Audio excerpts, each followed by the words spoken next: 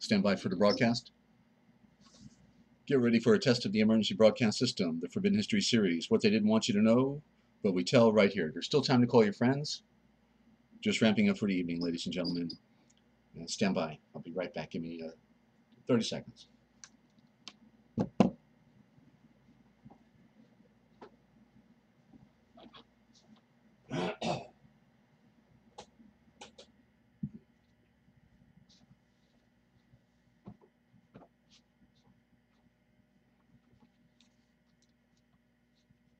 Stand by for the broadcast.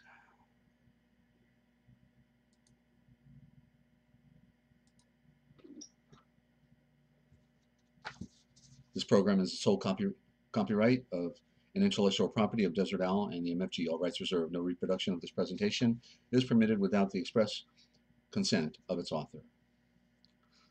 Please note that the following views and the opinions expressed in this program are not necessarily the views nor the opinions of the Master Force Group, Free America Radio Network, our sponsors, our partners, and MFG is a private society. Nothing here is ever to be construed as medical nor legal advice. And listen to the Forbidden History prime time 7 days a week right here on therealpublicradio.net, because hidden beneath the sands of time lies the greatest of all mysteries. It's the Forbidden History. Unearth for yourself the secret truths that lie hidden just beneath the surface below our feet. What is it that the powers that be do not want you or I to know? Come and journey with us as we explore and dare to know, because it's all right here, coming your way 7 days a week on therealpublicradio.net, Free America Radio Network.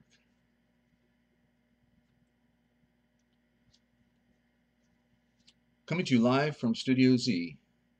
And here we are, ladies and gentlemen. I'm your host, Desert Owl. Welcome and thank you for tuning in. Hope you're telling your friends about the broadcast. And, you know, it's easier to lie to people than it is to convince them that they have actually been lied to all of their lives. It's the great enigma of our time and probably the great enigma of all time, because people who are primitive, and I'm referring now back to the beginning, you know, the people who were primitive,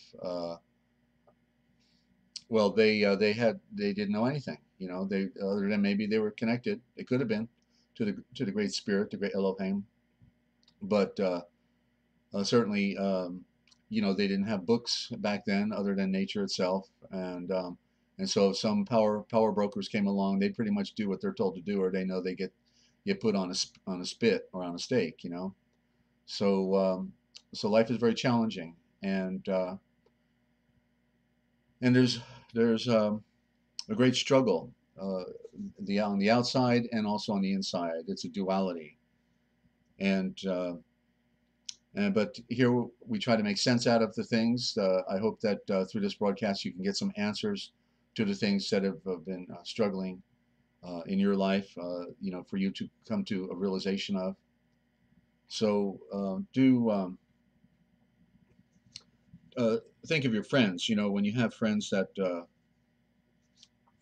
are also struggling in their lives and don't seem to have the answers. You know, they're struggling to find the answers. They're reading their scriptures. They're perusing the internet late at night, looking for important information of what's going on, trying to or following the political charade, because that's all politics is a charade. No need to waste your time with that anymore. You know, that's just a loser. So just realize that you can make a difference in somebody's life, especially, you know, a lot of us older folks, so we're pretty much alone at the same time, you know, and you want to welcome our new listeners popping on as well. But you know, people are very often, you know, I've noticed something about getting old, and it seems like the older you get, especially when you're isolated or don't have a car and all these other things, you know, people, there's not as many people in your life, and very often people are, you know, more alone than you might guess. And so to share what we're doing here as a community of friends, reaching as high as possible up towards the stars, I certainly, you know, hope that you'll tell your friends. You'll think of people who might be in, you know, in need of another fix, you might say. Okay, and a special thanks tonight to a new listener out there in Germany, of all places, and her channel name is Yah Love, YAH, second word LOVE, Yah Love. How beautiful! And she can't listen because it's about 2 a.m. in the morning her time, but she does the replay in the morning. So I just want to say again, thank you, Ya Love, for your wonderful message that you sent, and it brightened my day because I was like struggling, like, okay, do I really want to? Can I do it tonight? Do I want to do this anymore? Give me the blue pill. Somebody can. I looked through my cabinets. I can't find a blue pill anywhere, and so I've got to stay with this. And the beauty, the good news is, I'm not alone here, and I'm talking to a lot of people. Whereas just prior to this broadcast, and it took me a while to get re-ramped up, basically a year. I wasn't talking to anybody, and so it was really really lonely, because you can't just go outside and talk to regular people about the stuff that we talk about here. They'll literally, no telling, no telling what they'll think, but they certainly their eyes glaze over, and then they say, well, nice talking to you. I got to go now. Okay, yeah, bye. And there is only one sovereignty. And the sovereignty, uh, ladies and gentlemen, is in the Mashiach. And thank you so much for your comment there, 5D. And the sovereignty is in the Mashiach. Okay, he is the only sovereign, and so we can be sovereign with the sovereign. Okay, that is absolute. But there, whereas when I got into the political movement back 30 years ago, and people were talking about declaring their sovereignty, and you don't, you can't bust into my house, and the government's de facto, and we're in de jure law and all this stuff. Well, that sovereignty is an illusion, because they lied to you from the beginning. And when you've been lied to and everything you follow is a false paradigm, and then you think you got sovereignty, well, first of all, knowledge. Knowledge is the key to being set free. But then it comes down to what is the jurisdiction, you might say, to use a word, because listen to the word jurisdiction. Well, there's the word diction, okay?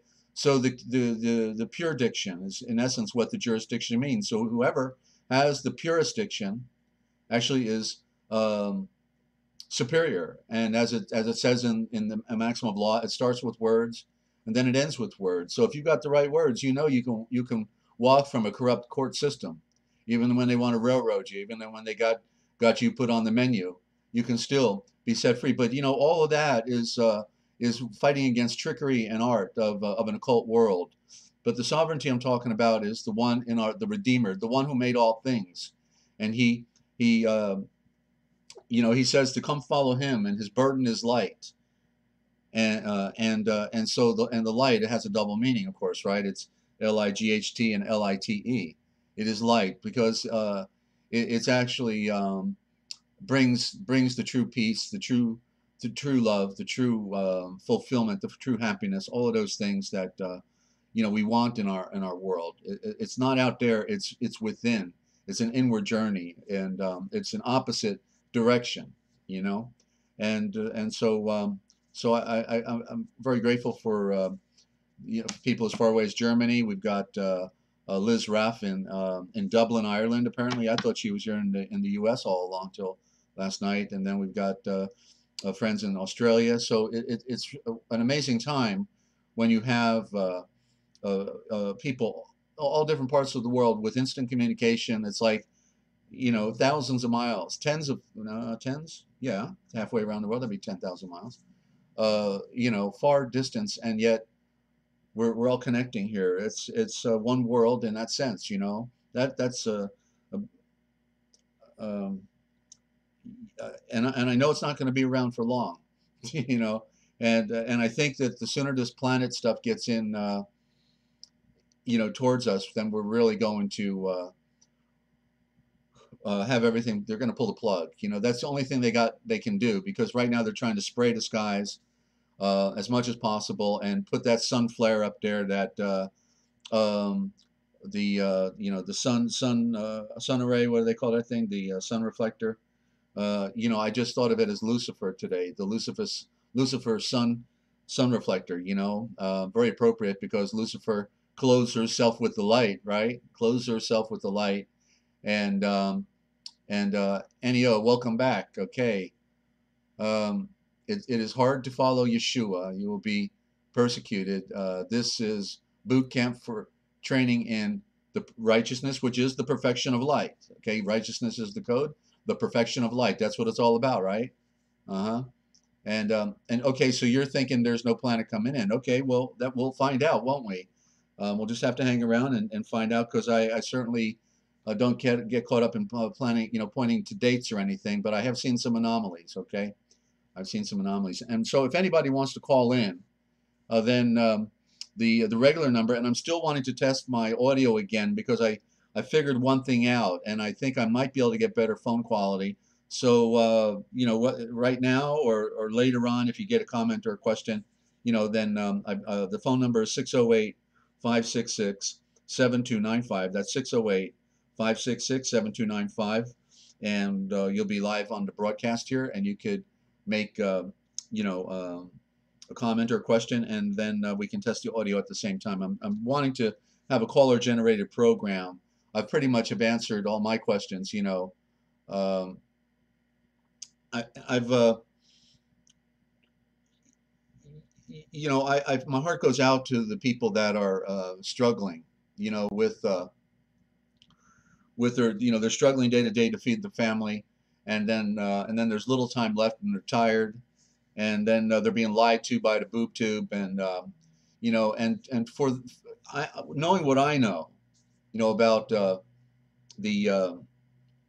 the bigger picture, from our ancient history to our spiritual nature, and then the modern political state. I've really, I learned a lot. I've got 30 years on and off now, 28 years of broadcasting, and I used to interview people left and right. I interviewed um, many great people, and people who wrote books, and I could call them on the phone and say, hey, I hear you wrote a book. I'd love to interview you. And when they find out you're a radio host, they say, well, sure, okay, so they're good to go. So I literally had anybody at my disposal that was a researcher, a thinker, and a book, an author, and I could get a 3 hour interview or a series, do a whole series with them, and just pick their brain. And so I consider myself very much to be a part, not just of Yeshua, of course, which is the most important thing, my tree of knowledge, but I'm very much a part of those other people that that I've interviewed on a one time or regular interim basis, like Bill Hughes, who wrote the book Secret Terrorist and the Enemy Unmasked, absolute genius researcher, or Eric John Phelps, who wrote the book Vatican Assassins. I've been very fortunate to have people like this, Jordan Maxwell. I've had private phone conversations with him 4 hours long, and felt his struggle and pain. That oh, Annie's afraid to call in. Okay, well, Annie, you're not supposed to have any fear in the Mashiach. Okay, and we're all friends here, so you can. So I don't know what to tell you. Okay, you're gonna have to breathe deep. Breathe deep and say, I know I can do this. And then, that was like how I felt the first time and this is not even a big time. Come on, radio pro. We don't have thousands of listeners. We got 4 listeners right now. Come on. We got people going to listen to the replay, and probably some more people coming on, but you can do this thing. You know this, Annie. Okay. Annie. Oh, she's Annie Oakley. She's got a score of 100. Never missed 1 out of 100 with her long rifle over there in Texas with her cowboy hat on. And the Skype name is, Free America Radio. That's all one word, Free America Radio. And you can also leave an instant message on Skype. That's a way that I won't miss it, because it's hard for me to read a lot of the the big comments on there, because I'm talking and I just can't stop to read. It makes bad broadcast. So those are the 3 ways right now to ask questions. And if you are going to put a question on the chat, then put I suggest, so I don't miss it, if you're directing something at me, because I think you're all talking to each other, then put question in all capital letters with a colon, and then upper and lower case for the question. But if I see the big capital letters question, then I'll get the picture. Somebody's got a question over there, or a comment. You can also do comment, if you think it's relative to the to the discussion here, okay? Because a comment, we would want to be on topic, actually. For Linda out there, who for the last 2 days I missed yesterday.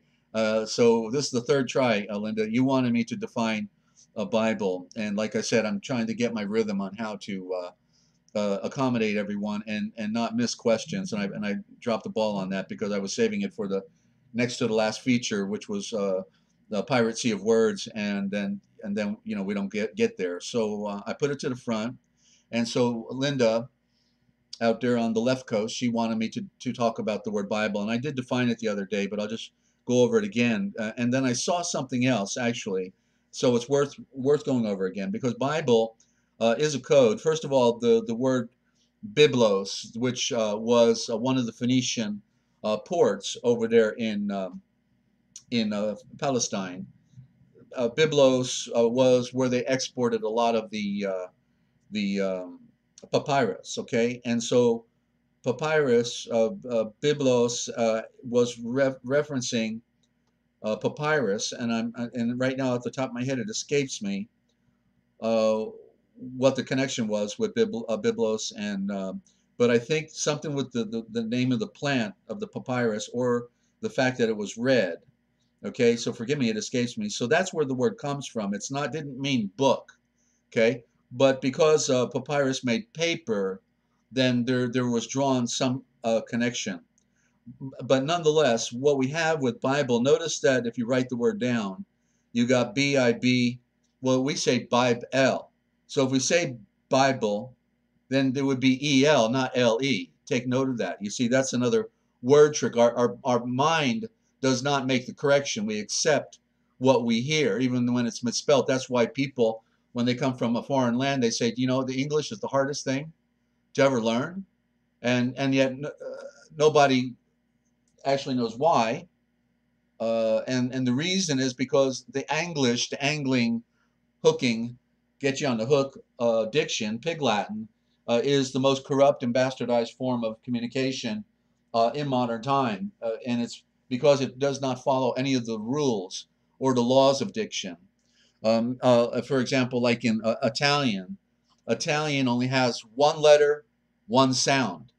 Okay, one letter, one sound. And that way it would be easy to learn Italian because there's no confusion. But look at what we got with the English, right? A C sounds like an S. G sounds like a J. There's some letters, without doing notes, that have maybe up to 3 sounds, okay? And then there's, other letters with additional multiple sounds as well. So it's all messed up, okay? And it was done that way on purpose because we could have still followed the rules of diction, but they didn't want anyone to have a sophisticated form of communication. So so it just so Bible then is a code because a bib. If we look at it literally, the bib, we know a bib is a covering. We put a bib on a baby. Oh, that might be Babylon. Babylon. The bib is on the Babylon because the baby lion was Babylon, but now the Vatican is the full-grown lion.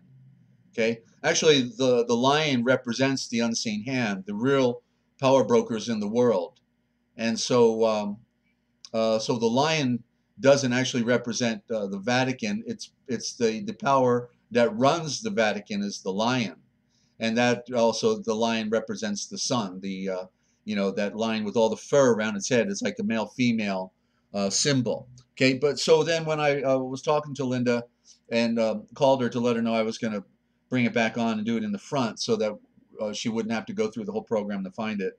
Then I realized that, well, bib, B-I-B, all three of those 2 letters, the B and the I, are codes.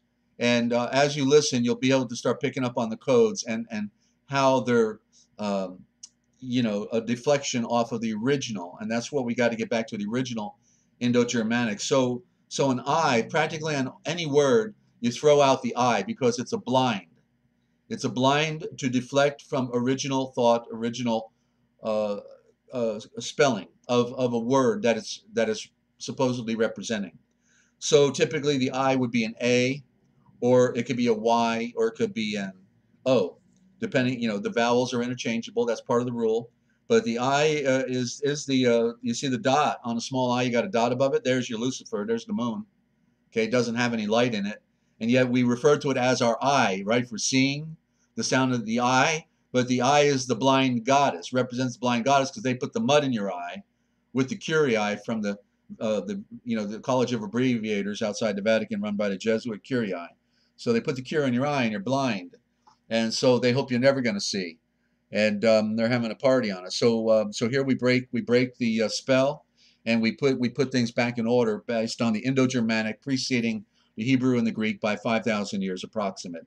Okay, so the B, as I showed, is in the 2 days ago, and when I was doing the A B seeds of light, the alphabet, that the B is really the V. The second letter of the alphabet is the V, and I'm gonna, if I don't run out of steam, I'm gonna bring this back on at the end of the broadcast, and I've got my board with the alphabet because I didn't go further enough on the A, V, and then the G, the AVG, first three letters of the alphabet, not ABC, AVG. Okay, so the B is the V, and so if you look at bib in Bible, the bib, it's actually VAV. The I is the A, and the B's are the V. And what do you get?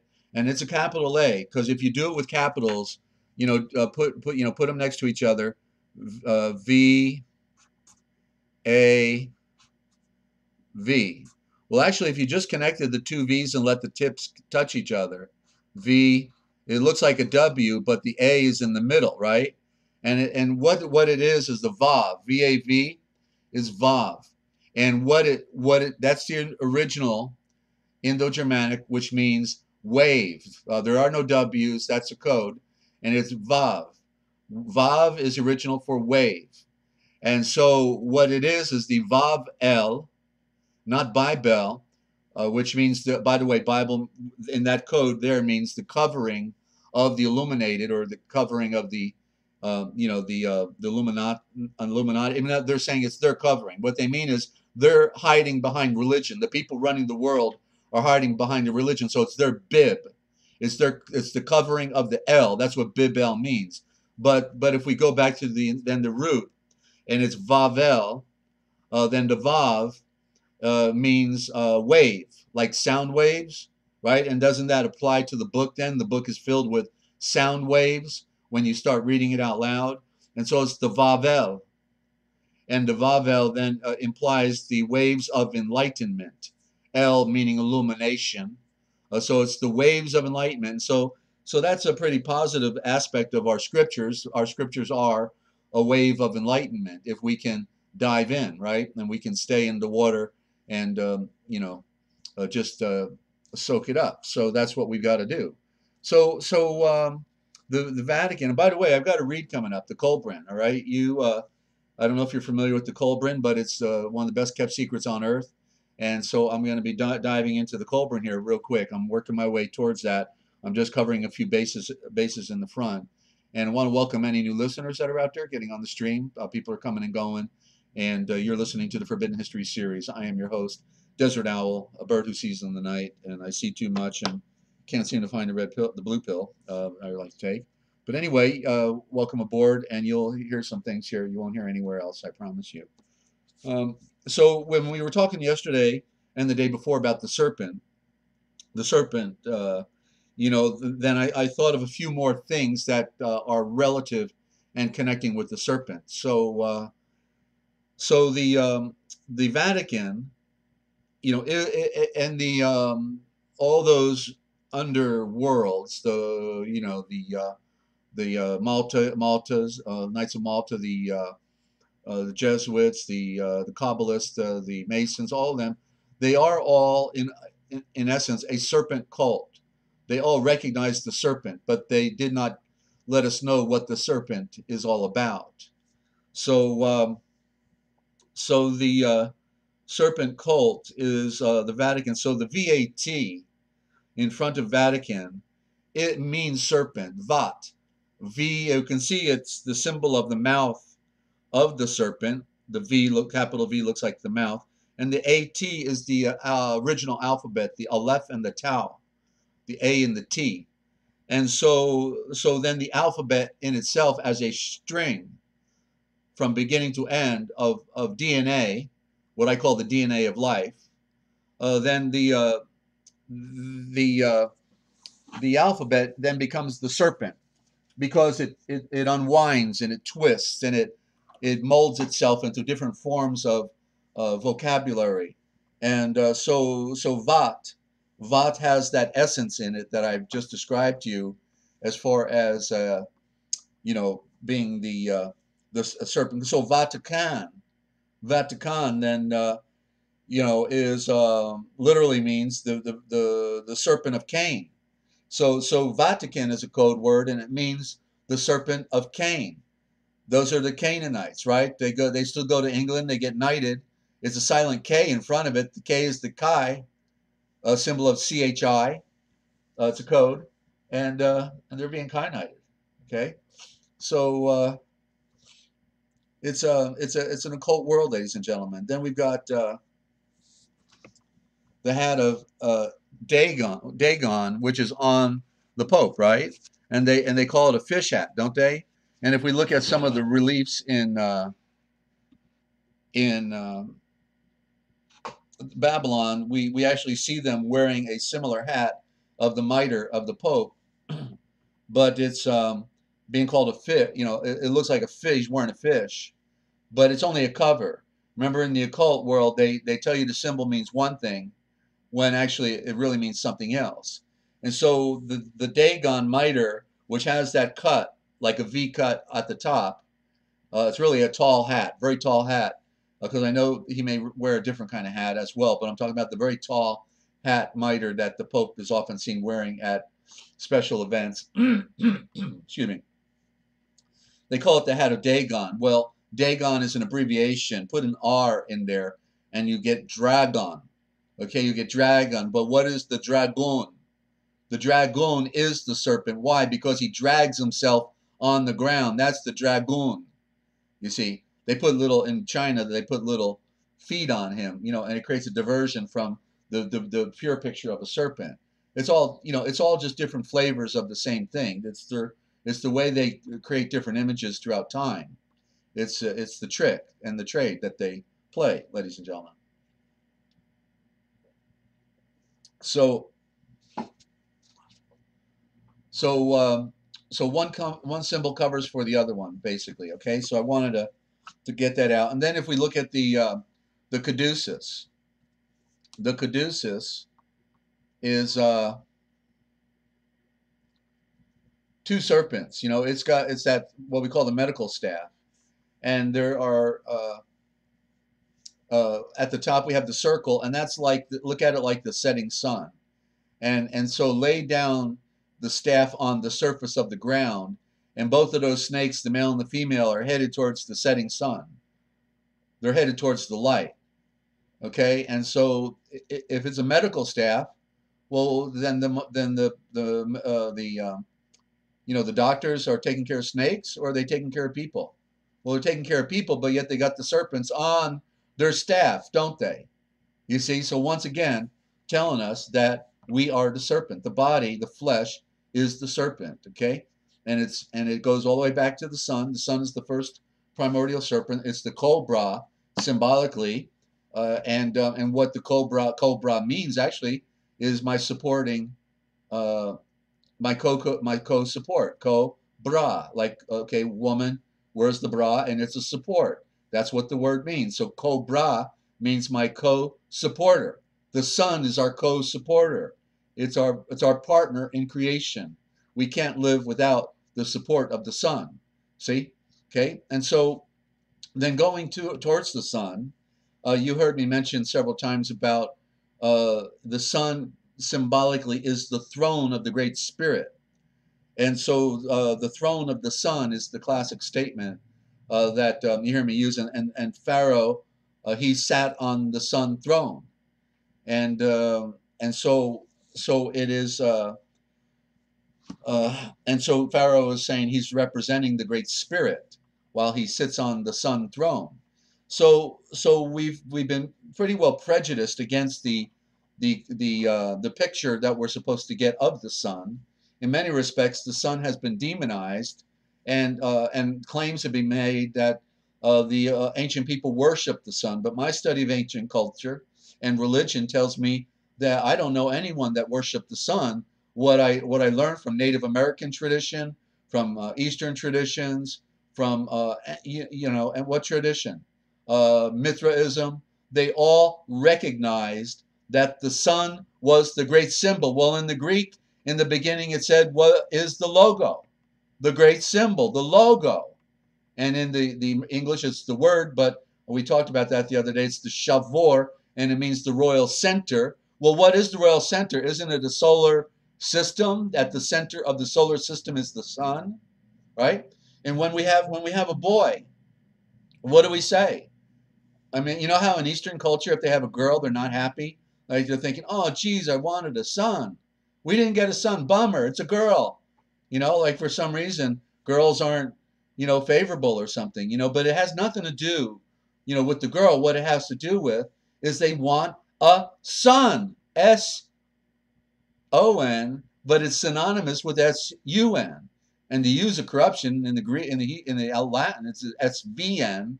But no matter what, it is the sun. Sounds the same, doesn't it? Your boy being a son sounds no different than the sun up in the sky. Why? Because it's implying that he is the center of the universe. He is the inheritor of the estate. He is the preservation of the line that goes all the way back to the sun. You see, he's the connection. They want a boy to manage and maintain the estate of the family. And so that's why they want the son. He's the heir supreme, okay, firstborn. The other ones, sorry, if you're secondborn, sorry. They want that firstborn. He gets it all. And even the secondary, third level sons, they might not get anything. They'll be slaves. In the old tradition, they were actually slaves of the firstborn, okay, very often. So it's a rather interesting past we have, the way they lay things out. But we have to look at the symbolism, and that is a teacher for us. Okay, so when I talk about, Yeshua being taken up to the throne of the Son, or and this aspect of it being the throne, as if to say a house or habitation. Well, we know the Spirit is everywhere. We know Yeshua is everywhere. There is nowhere that the great breath of the wind and fire and the great Holy Spirit and our Redeemer, the tree of knowledge, Yeshua, is not. He is in every atom. He is the essence of all things. But from the symbolic standpoint, just like they built a temple for symbolism, symbolic nature. So in some of the ancient stories, we have certain of our,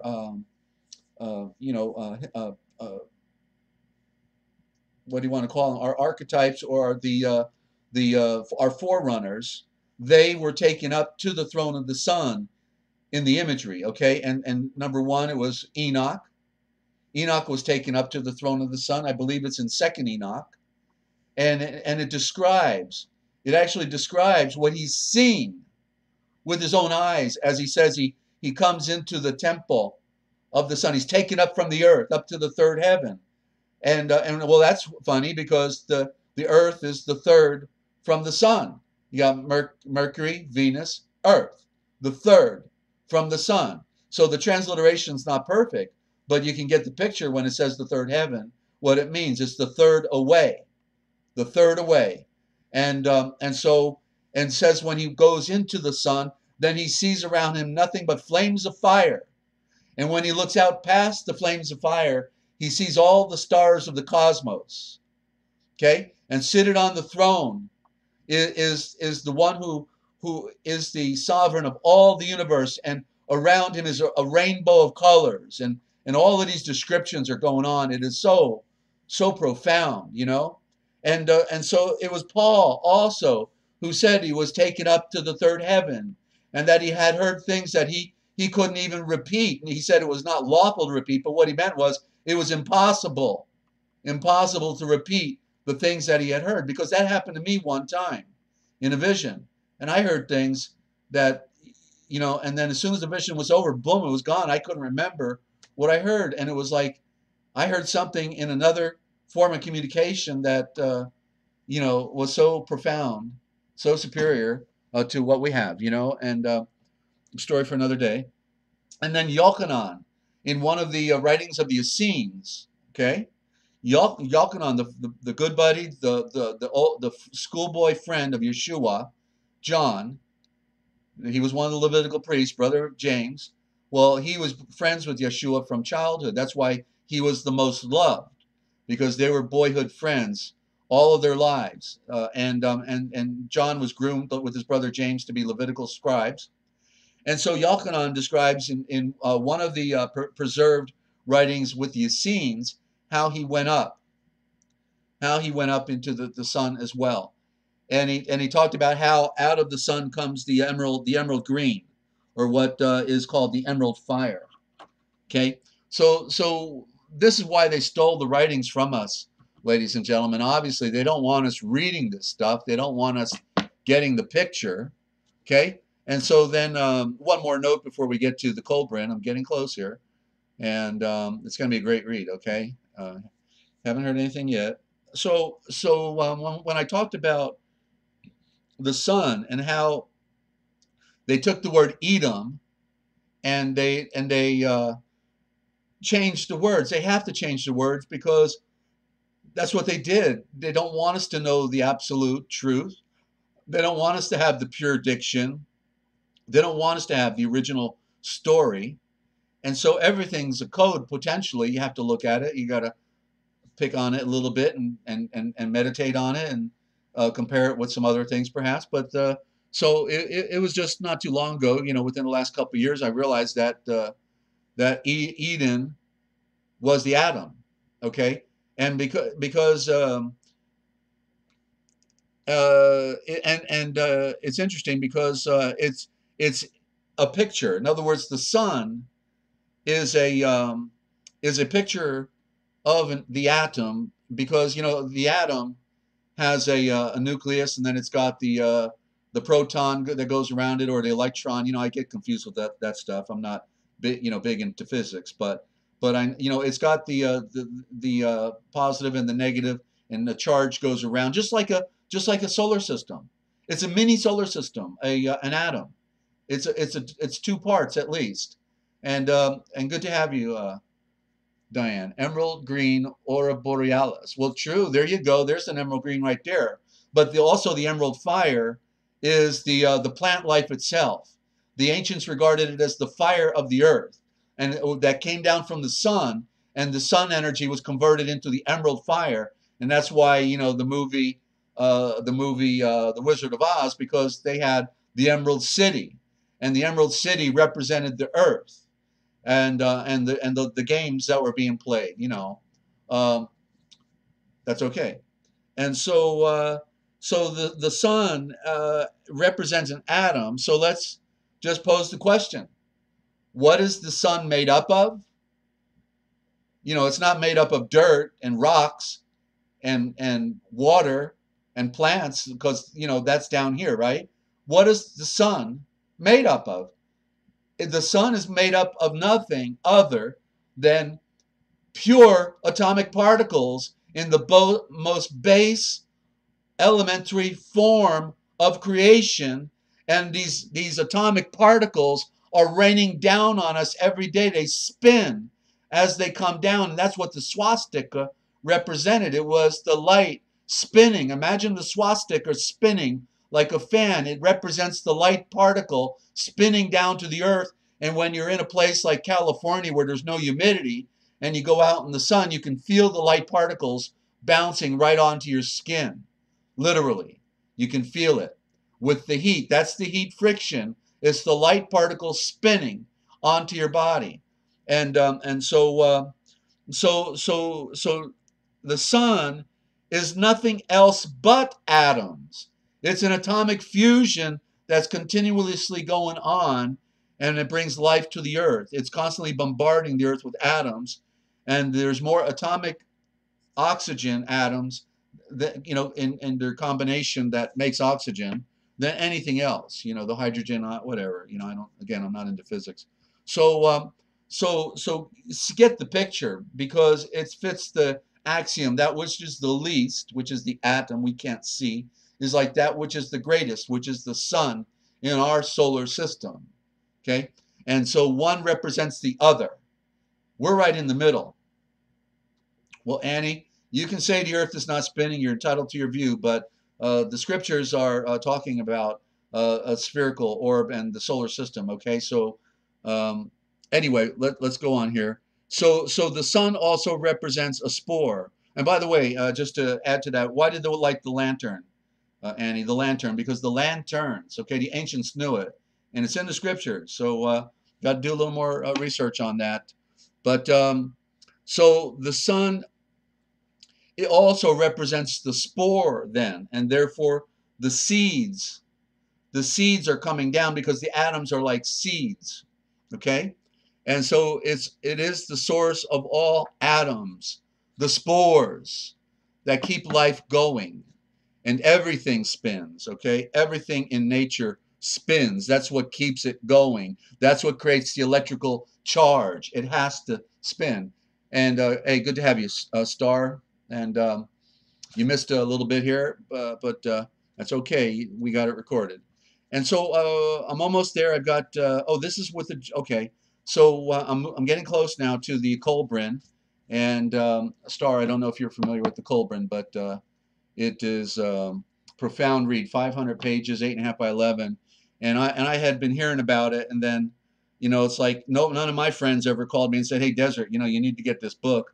Finally, I found out a friend actually had it for a year and a half or something, and I said, "And okay, you didn't tell me, you know, so can I borrow it?" And I never gave it back. I had to buy it from him because it was too profound. So I'm gonna do a read from that, but okay, so what I want to do, I want to interject one important read that'll be a short read at the beginning after my monologue I do here, trying to do a recap. And it's because, you know, I can prove out that simple research, literally you can get answers, okay? That, in other words, I'm going to show you with the book, The History of the Church, that half the things that are being said out there are disproved just by reading the History of the Church by Eusebius that was done at approximately 300 AD. Okay, 300 AD. I'm just going to do like a page a day. I'm not going to do a lengthy read. We're going to go through it day by day. And so being that there's about 360 pages in here, it would take a year to go through it. So I'm just going to, a little bite at a time, either one page or one section, depending upon which one is shorter. And we're gonna hear some things that, you know, because I know most of you being so busy, and we're at the end of the world here. It looks like, you know, you're probably never going to read the history of the church, but you need to hear it because it will enhance your perspective, and that's what we need to do.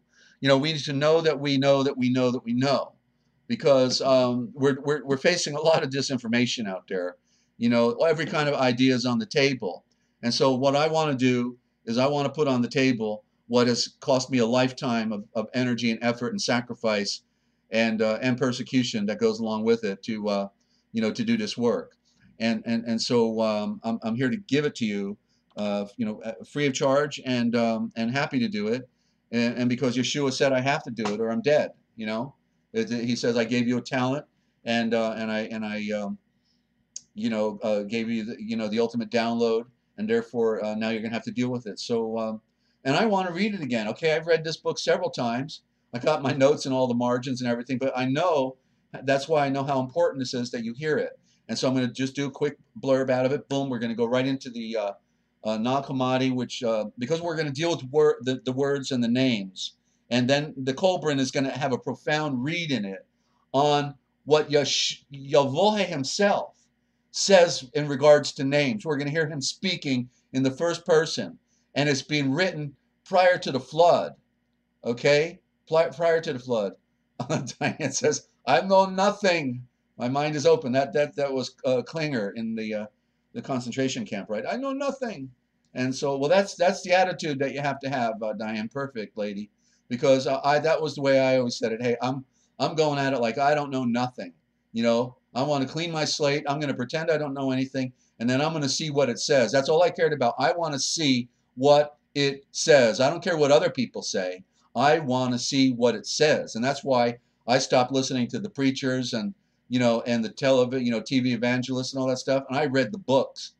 And I found out they were smoking mirrors, and they were preaching prosperity, and the more you give, the more you get, and all this other, papal bull. And let's go into it, shall we? Book one, Eusebius. Now, by the way, Eusebius, he was basically commissioned by Constantine the Great, who wasn't so great. Eusebius, you get that library over there in Caesarea, Syria, and you pack it up and you bring it over here, or you're dead, okay? And yes, sir, I'll bring it right over. And so that's when we lost our library. When we had a library, a Christian library filled with hundreds, no telling how many, hundreds or thousands of letters, because they wrote a lot. These people were scholars. They were the enlightened. And they got us to think that they were just stupid, dumb people still fishing out of a creek or something when they took on the enlightenment of Yahweh, of Yeshua, the tree of knowledge. They were enlightened people, and they destroyed our picture of that. So I'm going to turn on one additional light here. Hang on, I need another light.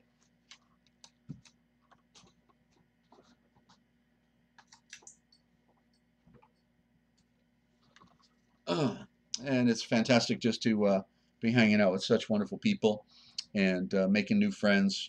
This is really, I've been trying literally for 2 years, okay, just to get to this point. 2 years ago is when I tried to create my YouTube channel. Couldn't figure it out. Tried to find other people to help me. Found one guy, then another. Like 3 different people ultimately got my channel created. And I'm just not good on the technology end. And I'm into the ancient past and dirt and caves and all that. So then after I finally got my channel created in last 3rd of July, did several test programs you'll see on there, and all of a sudden, boom, it went down. And it's almost a year now since I finally got to really get my rhythm and start broadcasting here. And so I decided I'm doing it every night. I've got nothing else to do, nobody else to hang out with, and not that I'd be interested in hanging out with couch potatoes anyway. So this is really a fantastic. I've already made some wonderful connections, and so it's just and you're all doing important work on your own channels, trying to share with people what you think is important, and that's really fantastic. We're all light seekers in that sense. So book one of the history of the church, Eusebius, the nature and the work of the Mashiach, Christ, his contemporaries, his choices of followers, correspondence with Abgar, and plan of the projected work.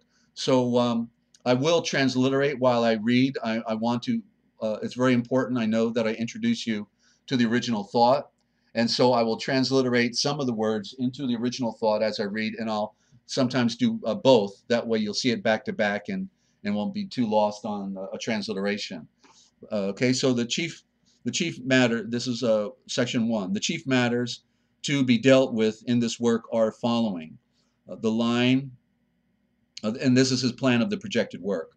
A, the line of succession from the holy apostles. Apostles would have been Malachim, which means royal messengers, not apostles. Apostles, okay. And I got this out of the New Testament Apocrypha. Okay, that was, I remember in the introduction. Apostles, he said, is a commercial term, and it means the packages that were shipped away. Okay, there's the word postal. Apostle is where you get the word postal, where you ship the packages away. So it's like a joke. Remember I told you that the occult gave all the wrong names to things, like bless you is blast you, right? Bless you. Oh, blast you. Oh, yeah. Okay, because the original word was Baruch. Baruch, may the Baruchim of the great Father of light be upon you, which meant may the endowment and the enlightenment be yours. Okay, that's what Baruch means. Instead, they converted to bless, which means blast. You hear the serpent right there, S, 2 S's. Oh, the double serpent. Blast you, bless you, blast you. You see? So apostle is another negative. It's a commercial term. They weren't in commerce at all, and they weren't packages, and they weren't shipped away. They went away on their own volition, and so they are the Malachim. Malachim means the royal messengers, and then they changed the word Malachim into angels. You see, and so they've done all of these switch outs, and that's why we got to get back home, because we're lost in false impressions and false terminology, following an occultic version of what once was a pure tradition that was pure poetry and created visions and ideas and precepts that unfolded within each shavor, within each word, or the royal center, shavor. Okay, so just want to clarify that. So in the line of succession from the holy apostles, the royal Malachim, and the periods that have elapsed from our Savior's time to our own, the many important events recorded in the story of the church, the body of the called out, the perfect circle, the outstanding leaders and heroes of the story and the most famous Christian communities, the men of each generation who, by preaching or writing, were ambassadors of the divine word, the Shavar. Divine word would be Travain. Divine is actually Travain, and it has to do with the three, the vine, and the sun, earth, and moon, the tray, and the tree of life is in there. Tray is tree, and the tray has everything on it. That's sun, earth, and moon. Okay, it's beautiful. You see, there's a whole story behind it when you put it back, and the names and the dates of those who, this is B, the names and dates of those who, through a passion for innovation, have wandered as far as possible from the truth. They were very innovative, I guess. Proclaiming themselves the fountains of knowledge falsely, so called. That's 1 Timothy 4:20 or 6:20. Well, mercilessly, like savage wolves, making havoc of Christ's flock. Parallel in Acts 20:29. The calamities that immediately after the conspiracy against our Redeemer overwhelmed the entire Judean race. D. Widespread, bitter, and recurrent campaigns launched by unbelieving or those who did not follow against the divine messenger, and the heroism with which, when occasion demanded, men faced torture and death to maintain the fight of its defense. Okay, and good to have Sangoper over here from Australia. Way to go, mate. And hope you're doing okay down there. I've been so busy prepping for my program now in the evening, I'm not able to get on as many channels as I was when I wasn't broadcasting here. But good to have you. And so E, the martyrdoms of the later days, down to my own, his time, 300 AD. And at the end of it all, the kind of gracious deliverance accorded to our Savior. And by the way, it does end at the period of time with Constantine the Great, who was not so great. And could I do better than start from the beginning of the dispensation of the Savior and the healer, Yeshua, the Mashiach of Yahweh. Okay, so that's where I'll end it right there. Like I say, we're just going to take a bite at a time. Well, I'll tell you what, because it's the primer, I'll go to just over to the next page because we're carrying a thought and it just ends right here, so it's good to go.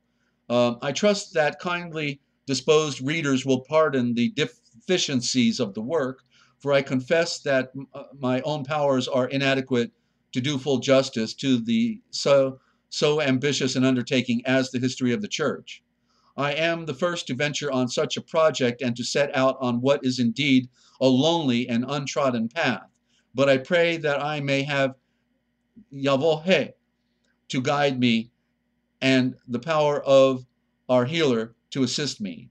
As for men, I have failed to find any clear footprints of those who have gone this way before me, only faint traces by which in differing fashions they have left us partial accounts of their own lifetimes, raising their voices like warning lights far ahead and calling out from a distant watchtower perched on some hill. They make clear to me by what path I must walk and guide the course of my book if I am to reach my goal in safety.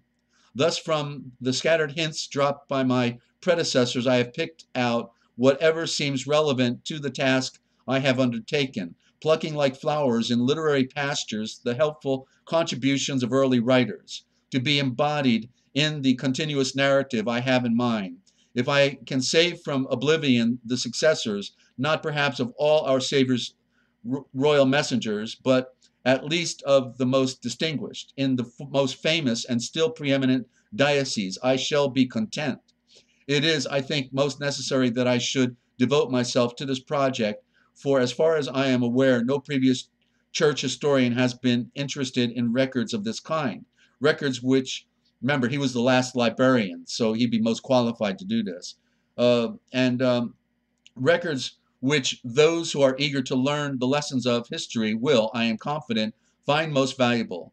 It is true that in the chronological tables that I have compiled some years ago, I provided a summary of this material, but in this new work, I am anxious to deal with it in the full detail. As I said before, my book will start with a conception too sublime and overwhelming for man to grasp. The dispensation and divinity of our Redeemer, the Mashiach. Any man who intends to commit to writing the records of the church's history is bound to go right back to Mashiach himself, whose royal title we are privileged to share, and to start with the beginning of a dispensation more divine than the world realizes. Whoa, well, that's a good way to end it right there. So let me thank you for helping clear up the diction. Makes it so much more sense. All right, well, thank you, Star, for acknowledging it. That's the thing that happened to me as I saw the words, and so that's why I'm embarking on the most important transliteration of Scripture in modern time, and I will be using Fenton and Lamsa, who are the two best, to take it to the next level. You see, I can take advantage of my experts. It's going full circle now, and I'm now adept in the Indo-Germanic. Everybody's stuck in the Greek and Hebrew. Hebrew was private. Hebrew was for the elite, for the priesthood. It was a code book, secrets. Well, we're not supposed to have secrets in the body of the Mashiach. All things are revealed, and so they tricked us, and they got everyone stuck there. And look at those letters. Just look at those Hebrew letters. Would you want to learn Hebrew and have to learn those letters that look like each other and they're hard to make out? It's a diversion. It is the diversion. And the Greek as well was used for the code, and I can talk about the code as well. Well, actually, okay, so I'll give you one because we did the word Bible, and so let me just tell you, in the Greek, Bible is ta biblos, and you remember I just was talking about the AT in vat meant the serpent, and that the AT represents the alphabet. So if the AT represent the alphabet, then switch it around, and you get the TA. So literally, as a code, TA. Ta as the first word. Isn't it interesting? We use one word, Bible, but then that's right, Sandgroper. It's too much deception. But you're getting a dose right here of things that you're not going to hear anywhere else. And so ta biblos is two words. Well, that's interesting. How come ours isn't two words? Well, it's because it's a code, and ta means reverse because the alphabet is AT. So when you reverse it, ta it's a code that means reverse, and so literally ta biblos means reverse book. And isn't that what I've been saying all along? That they reversed everything. You're going to hear me say this over and over. Everything's a reversal. And so and to give you one example, okay, I'll give you one because it's been on my mind today that I should bring this one on as a good example because I think you'll be able to relate to it. Let me take a sip of my drink here. Then I'm going to do a short read of the Nag Hammadi because now we're getting into names, which is properly titles, royal titles of our spiritual tradition from the Greek and also of Yahweh and of Yeshua, and we're going to define them better, and then we're going to hear a read of Yahweh himself from the old writings out of Joseph of Arimathea's Bible. We got his Bible, the Kolbrin. Nobody knows about pretty well, and I don't know if anyone has clearly defined it properly as Joseph of Arimathea's scriptures other than myself. Because that's what the Heavenly Father's done with me. He's allowed me to piece things together. That's the enigma, and by making connections, then all of a sudden you can see it. The puzzle. That's what we have to do because it's all broken. Everything's broken and fragmented. So okay, I want to give you another reversal. Okay, it's all about reversing. And so you remember in our New Testament, in one of the scriptures, it may say it twice, but it clearly says it at least in one of the Gospels. Maybe twice, and it says in there that that is the reason why a man will leaves his mother and father and marries his wife, right? Okay, so it says the man leaves his mother and father and will cling to his wife. In other words, move away to his wife. Now, let me ask you something. Is there any example of that in the old covenant? Do you have any picture? Can you show me one example where a man leaves his estate and goes and marries the woman? Of course not, right? It's the woman who goes and clings to her husband and leaves her mother and father and goes and joins the husband, right? Because the husband is the inheritor of his estate. He doesn't leave. He stays with his parents because he's inheriting that estate. So you see, it's a very slight. You probably read it all your life, but it never clicked with you. Unless you're, into the, the voodoo a little bit, then it'll click with you. You start looking at things like, okay, analyzing them and picking them apart.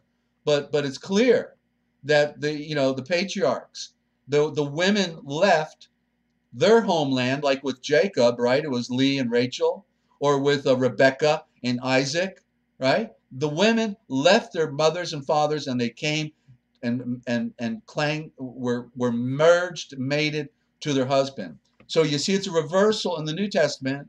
It's blatant, and it's not truth.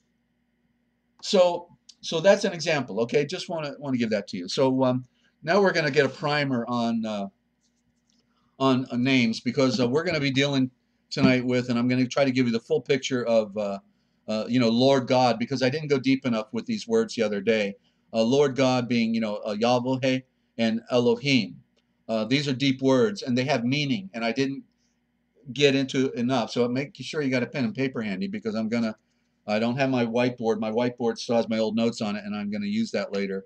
I actually use permanent magic marker by mistake also on my whiteboard, if you can imagine.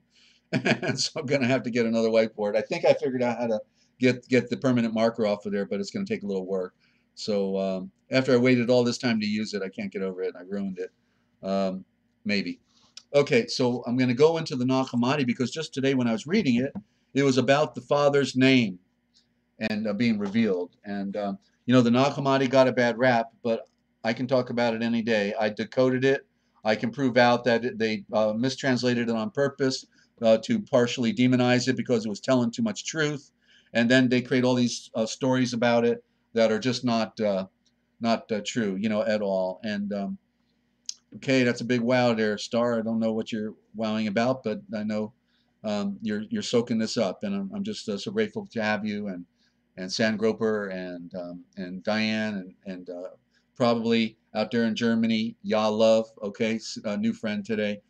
She sent a wonderful message on the last program, and she listens on the replays. It's 2 in the morning in Germany right now. So reaching out there, got Australia, got Germany, and the Kingdom of Heaven too. So we're across the universe, and having fun at the same time, learning truth, and I'm learning stuff. Okay, I can't do this, and I'm getting light bulbs going off. I had a revelation about something. It's not escaping me right now, but I see something for the first time just the past day because of this interaction I'm having with you. You're helping me. Because it's going to open up. More will open up. It continually unfolds like a flower. Oh, the reversal of the word, right? That's right. Yeah, everything's reversed. In fact, let me give you one more example, okay? See, this interaction is good because it's stimulating. And I was in the back of my head, but now that you're saying that, I'll give you one more. Remember when Moses went up on the mountain, and he had asked the great Yahweh, who is the great Elohim, and he says, "Can you reveal yourself to me? Can you show me yourself?" And he says, "Well, no, I can't show you my front part, but I can show you my back part." And so that wasn't translated 100% correct, because it's almost there, it's close. But what he was saying was, I can't show you my front image, and then and then it's translated up, but I can show you my backside. But what it really was saying was, I can't show you my front image, but I can show you my reverse image. It was about the reversal, the reverse image. In other words, everything in our world is like an opposite reflection of what is in the true paradise, right? In other words, this is like, or Crazy Horse You know, one of my Native American heroes, he had a great quote. He said, "This world is only a shadow of the real world." And so our world down here is like a reversal of the real world, right? Because down here, what do we get? Dishonesty, deception, darkness, destruction, right? Sickness, hatred, betrayal, right? It's a world of, that's the outer darkness where there's weeping and gnashing of teeth. You see, that is the outer darkness. We move into Yeshua and we move into the light. And so this world is a reversal because we want the light. That's why we have to go back to the light, and in the metaphor, back to the throne of the Son, right? And so I'm going to read now about the name, okay? And the name of the Father is in the Son. And in the beginning, he gave a name to one who came from him, the only one, while he remained the same. Yahweh remained the same. And he conceived him as a son, S-O-N, but S-U-N is synonymous. You see, it's both. He gave him his royal title, which belonged to him. All that exists with the Father belongs to him. He has the royal title. And Yeshua, and I'm not doing it today, but when I do Yeshua, okay, you're going to see how that is the most important name in the universe. The word school is in shul, Yeshua. I say Yeshua, it's the middle ground, but the L is in there, and it's actually Yeshulen Va. In the German, we can see it very, very well. Shulen Va. Shulen means school, and the Va means the serpent. So it means the knowledge of the serpent and of the light. Yeah. And as above, so below. Yes, it's the reversal, right? Like just like you're looking through a prism, it splits and it goes in an opposite direction, or looking in a mirror, right? It's an opposite. Okay, continuing. And he has the royal title. He has the Son. The Son can be seen, but the royal title is invisible, for it alone is the mystery of the invisible, which comes to ears completely filled with it through his agency. Yet the Father's royal title is not pronounced. It is revealed through the Son, and the royal title is great. And it reminds me of what we hear in Revelations. And it says that I will give you a name that nobody can name. And I think that it has more than one meaning, because, you know, like, okay, remember, everybody got us to follow Jesus Christ, but then we find out that Jesus Christ is pagan. You know, these are pagan terms, right? And it's not the Eastern, it's Western. And we go back to the East and we find Yeshua the Mashiach, not Jesus Christ, but Yeshua the Mashiach, not Zeus, not Krishna, but, right, Yeshua the Mashiach. So there's more I can talk. I'm going to be talking about Jesus Christ, I think, tomorrow. But for now, I want to stick with the sacred name, and God being actually the great Elohim. And you're hearing your first for that as well, ladies and gentlemen. It took a lifetime.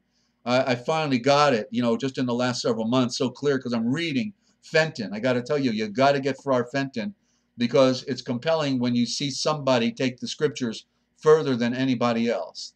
And the Son, you got it. The Son, they represent the power of light. That's right. So who then can utter his royal title, this great royal title, except him alone, to whom the royal title belongs, and the seed of this royal title, on whom the Father's royal title rests. The seed would be the seed of light, of course, and who themselves rest upon his royal title. Since the Father has no beginning, he alone conceived it for himself as a royal title before he created the eternal realms, that the Father's royal title might be supreme over them. This is the true royal title. That's why I'm reading this, because we're doing the royal titles tonight, after we read Colburn.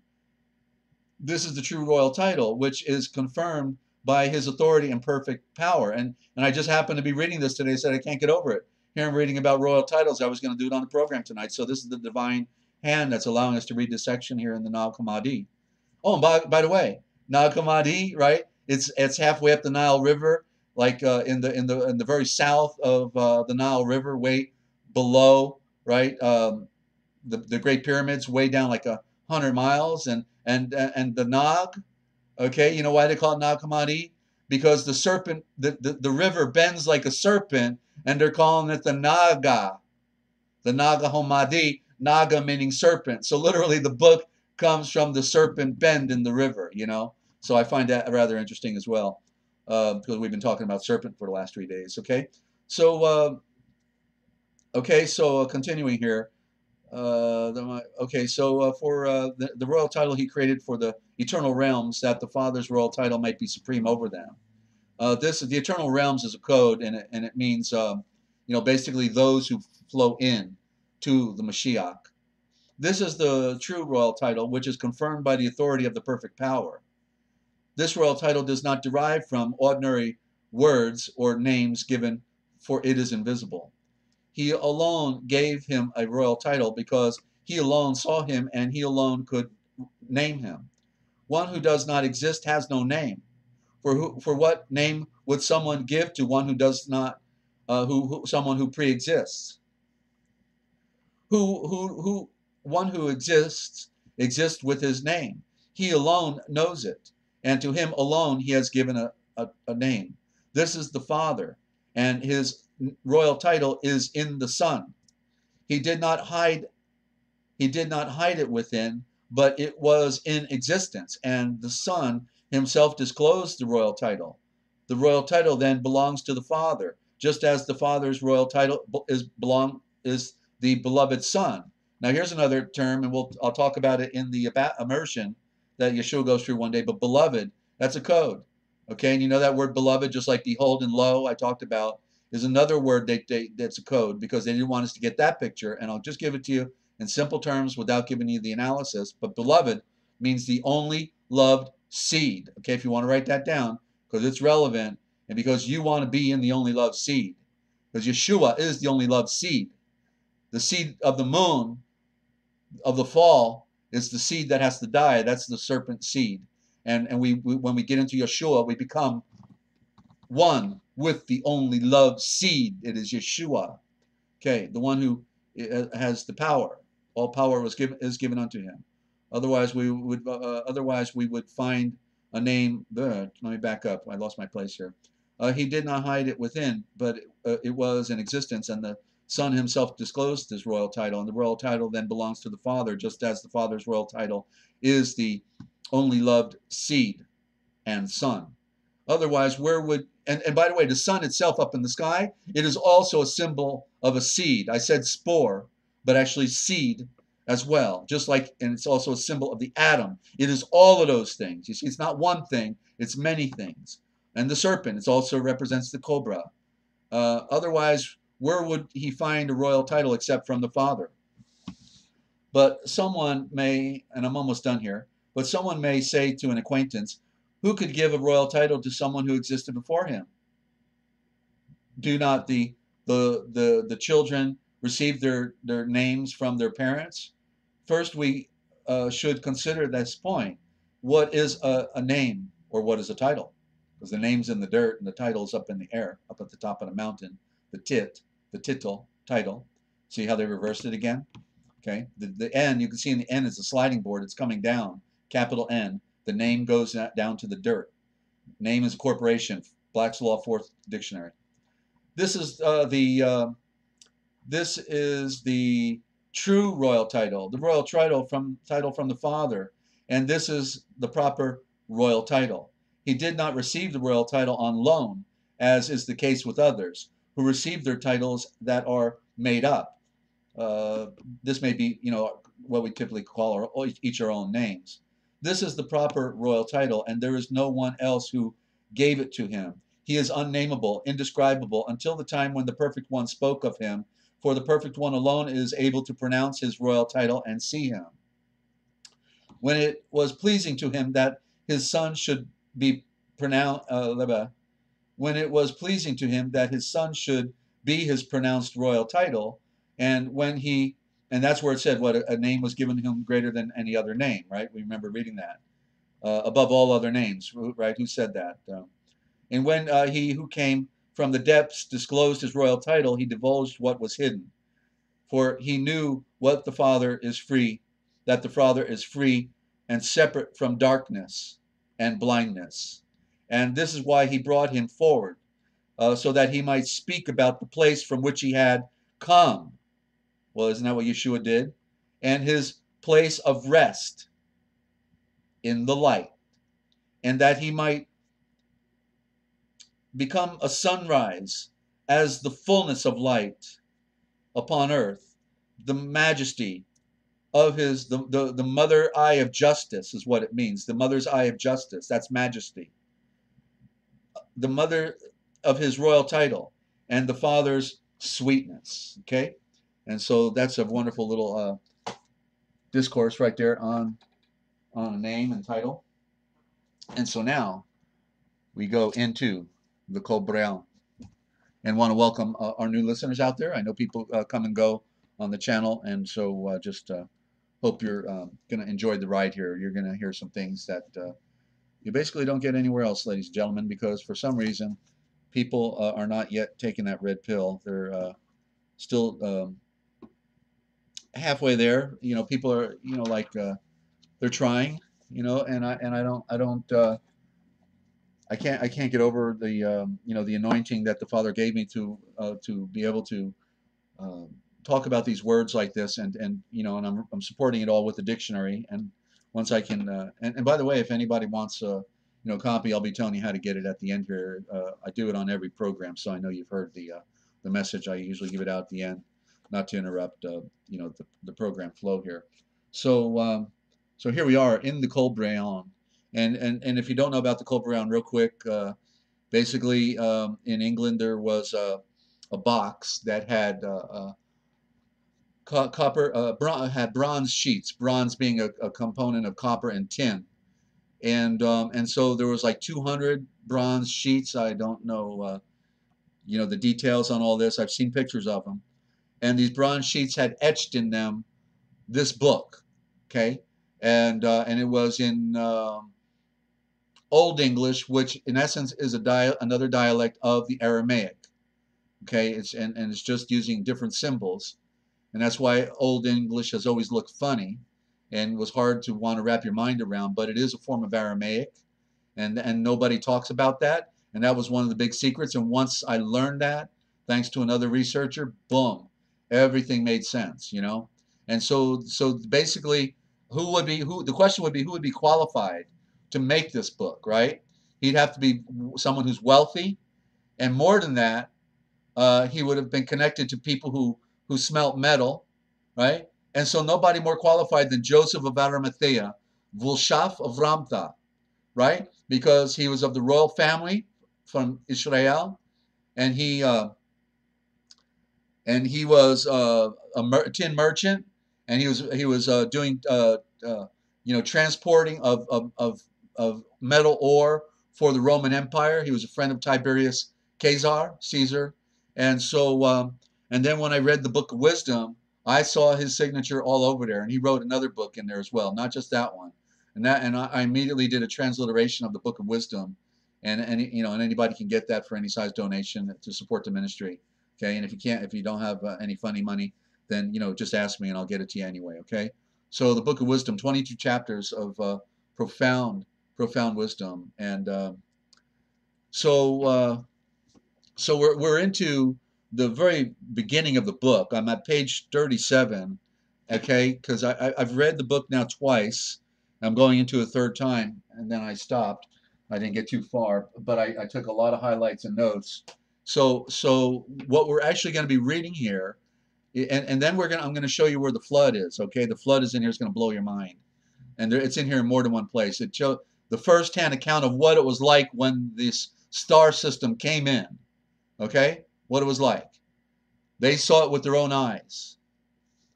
Okay, so it starts out with the fall of the Watchers. Okay, and let me take a sip. Right. Okay, so it came about that the seed of the sun mated with the daughters of the seed of the moon. So this is the fall. Now, you know, we've got it in our Genesis. It's the seed of the sun are the Watchers. The correct word is the Vikaresh, and that was, you know, corrupted into Watchers. But the Vikaresh, the Ve, the way of the V, the Vekars, that they observe all things that move in the cosmos of the universe, the Vekar Esh, the essences of all things that they know. And so, and they made it with the seed of the moon. So the Aryan brothers and cousins of Enoch come down and mate with the daughters. That's what it says here. So I'll try it again. It came about that the seed of the sun, the blonde hair, blue eyed, white skin, mated with the daughters of the seed of the moon. Those were the children of Cain, and who knew well the ways of and these watchers, the Vekaresh, knew very well the ways of men, and who were not reserved or modest.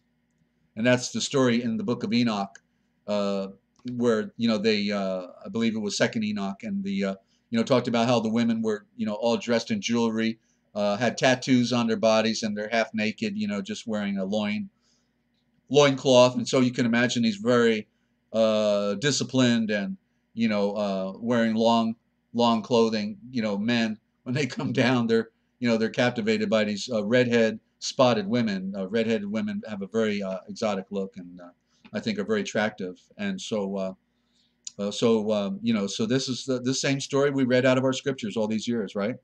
Okay, so the covenant had been broken. Yeah, they walked away from their inheritance, and the first 200 of them made a blood oath at Mount Hermon that they were going to do this thing. Okay, so, and the covenant had been broken, and strange women were taken into their households, some even as wives. But though the daughters were lesser women, meaning lesser than the Aryan women, the sons were wonderfully big. Okay, and I put unusually big here because, see, they were already breeding giants in this statement here. And the sons were unusually big and mighty fighting men. So they had something in the crossbreeding together, these two different races. One was cursed. Children of Cain were cursed. And then you have a seed who are blessed and living to be 1,000 years old. And they come together and they breed these mighty fighting men. Well, there weren't any wars going on at that time, right? There was no wars yet, and they were calling them fighting men. And these new people, so now it's defined as new people, came out of the wastelands and crossed the Kithermis, which they divided into 3 parts between them, and they were rivers on both boundaries, and that sounds like Mesopotamia. This was when the years of man's life, or what's also known as the Fertile Crescent, this was when the years of man's life were lessened, when they were reduced, because he became fully earth sustained. Okay, remember they lived to be 1,000 years old, but that's if they followed their pure tradition. But he remained full of vigor nonetheless, though filled with hostility, particularly towards those who loved peace. So they became hostile, particularly against those who love peace. Well, I guess they'd be easy prey, wouldn't they? So in the beginning, the people were wanting to, live very peaceful lives on earth, pursue spirituality, but these arrogant, fallen ones, they were the ones who had this great enterprise going on in their mind. They wanted to conquer the world, and so business will be good for us and forget everybody else. So to the east was the land of Uba. Sounds like Tubal, maybe relation there, which was mountainous, and the Ubalites were herdsmen, probably the foothills of the Caucasus Mountains. Westward was the land of Kashin, Kayazen, and it joined Ubak on the north. That's probably near the Black Sea. The archaeological evidence has now been discovered just recently of the Aryans that lived there. It's all a profound discovery. Recently saw it a few months back on some of the YouTube channels. Southward were the land of Uta and the land of Cayman, whose peoples dwelt on the plains and tilled the soil. Some from the households of the seed of the great Elohim went into the land of Kesen and gave the people laws and taught them to build with brick. Netar and Balet Shiraman, the sons of Enanari, taught them writing and set their letters on a pillar in Herak, sounds like Uruk, in Kilgal, son of Nenduka, built Corridor, which stands between the two rivers. So it just sounds, like the first settlements right there in Mesopotamia, the Sumer and Babylon up and coming, and all of that. It sounds perfect. That's why there's a parallel here, and it was the book of Joseph of Arimathea. Then came the lengthening of the years, when time of sowing was confused. That's like what's happening now, right? The time, everything's getting confused. Okay, it's leading up to this in this book. Then came the lengthening of the years, when the time of sowing was confused. The seed died in the ground.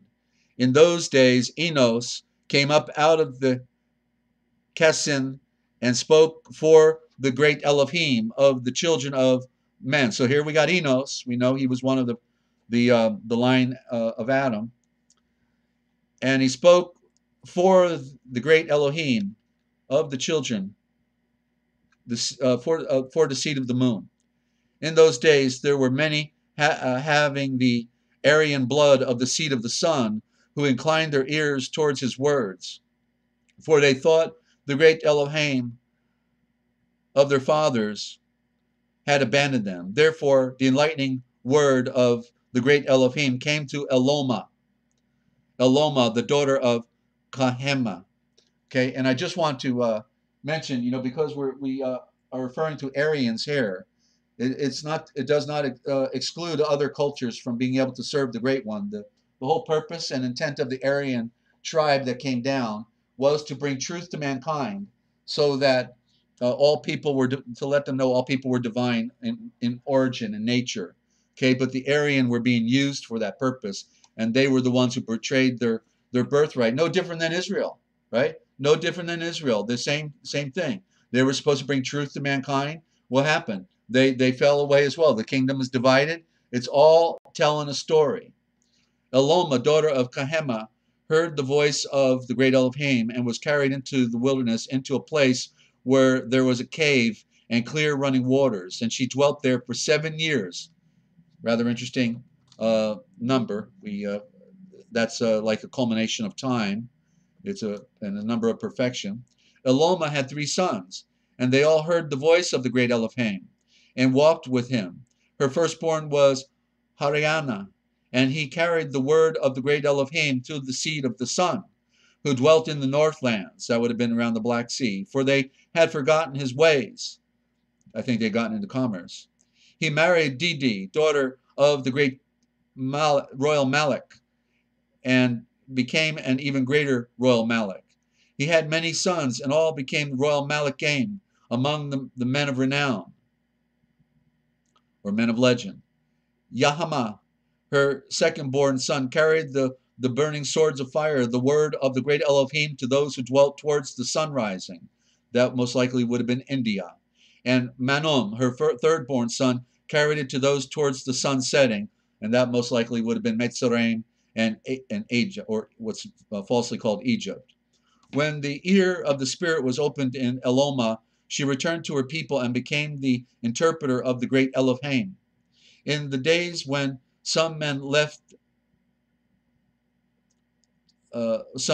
men left to dwell among the seed of the moon, there came to Eloma and breathed, "You must see and read it for yourself. Men leave and we become weak, while the seed of the moon becomes strong.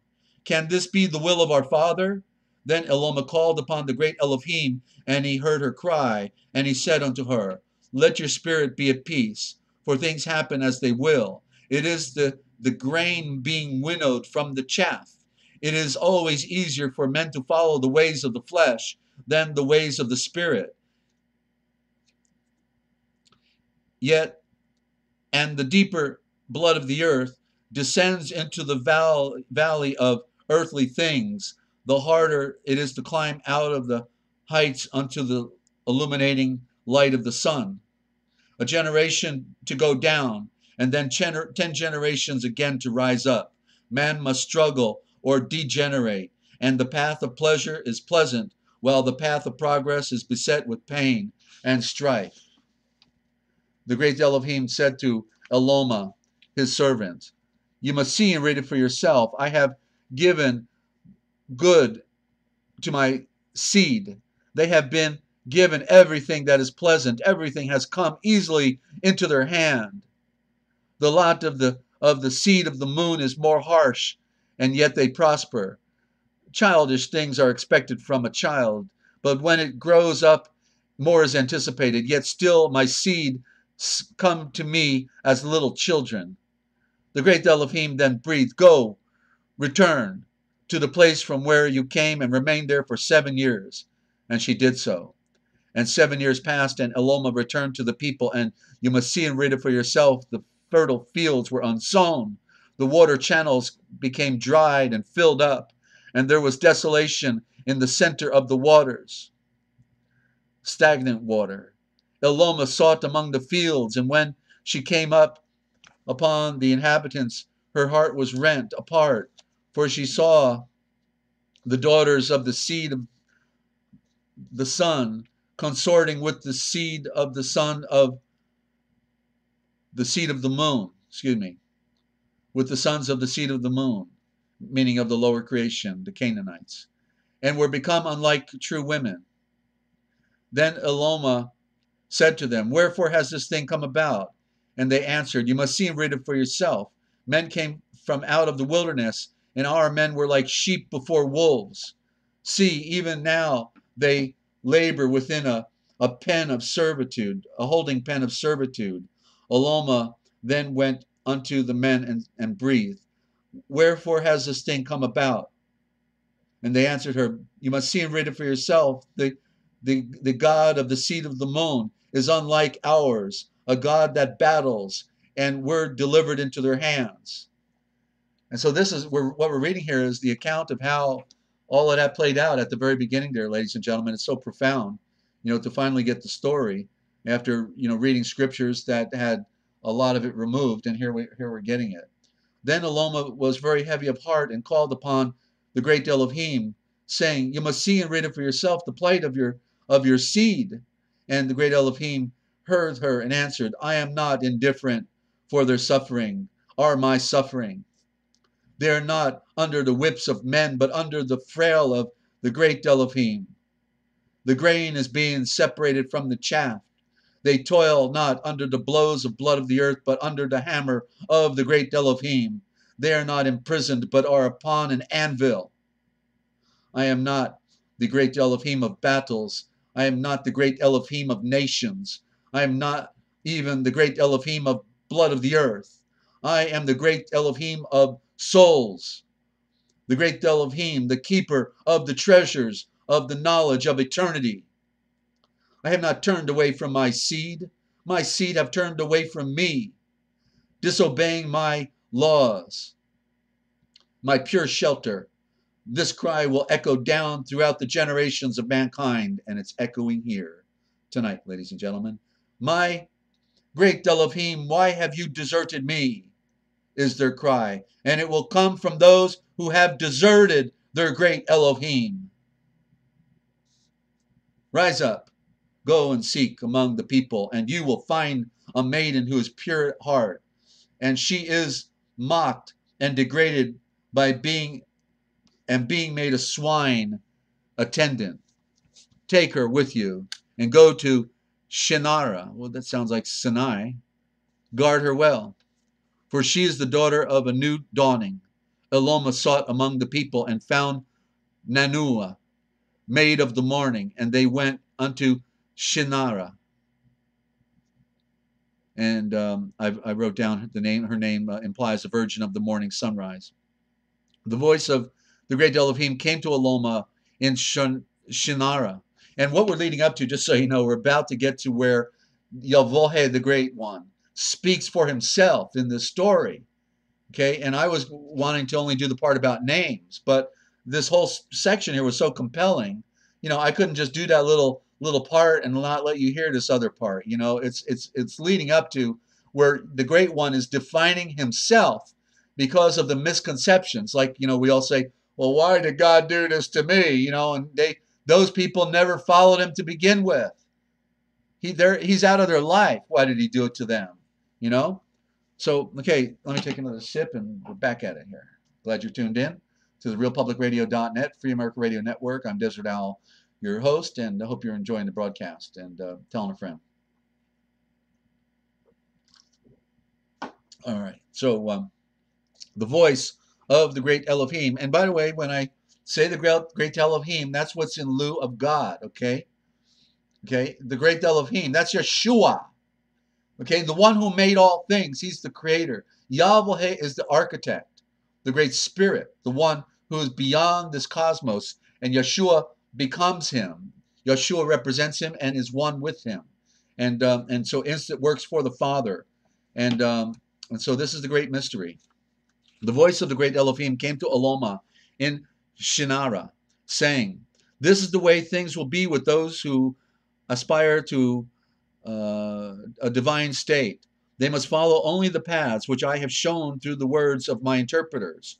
The unfolding spirit residing in those who have the blood of the seed of the sun, and the greatness that dwells in the blood of the earth will be magnified in the blood of their seed.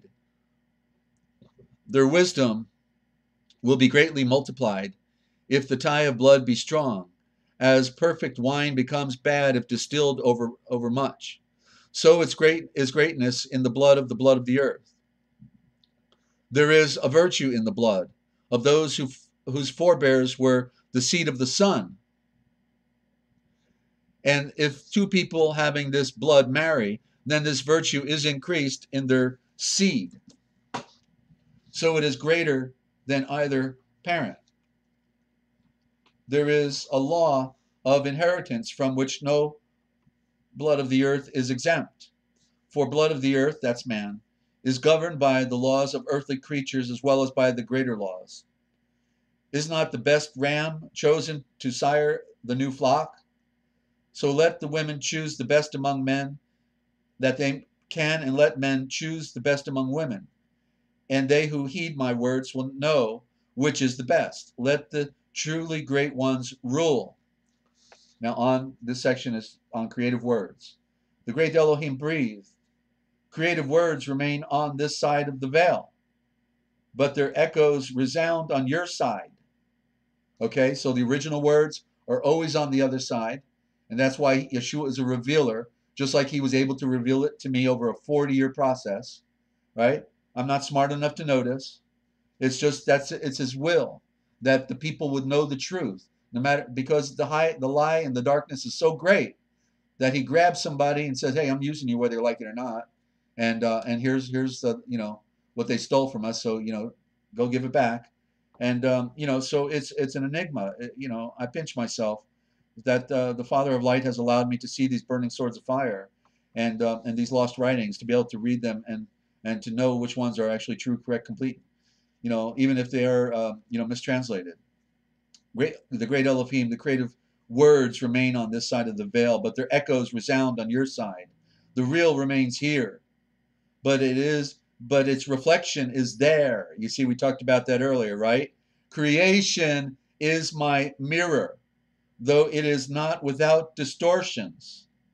I have created in spirit and in matter.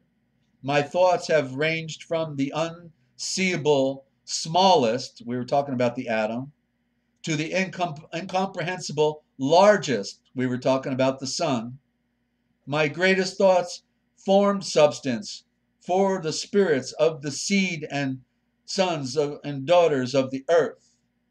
Truth and justice, perfection of beauty and excellence remains with me, and these you can know on earth only by their reflection.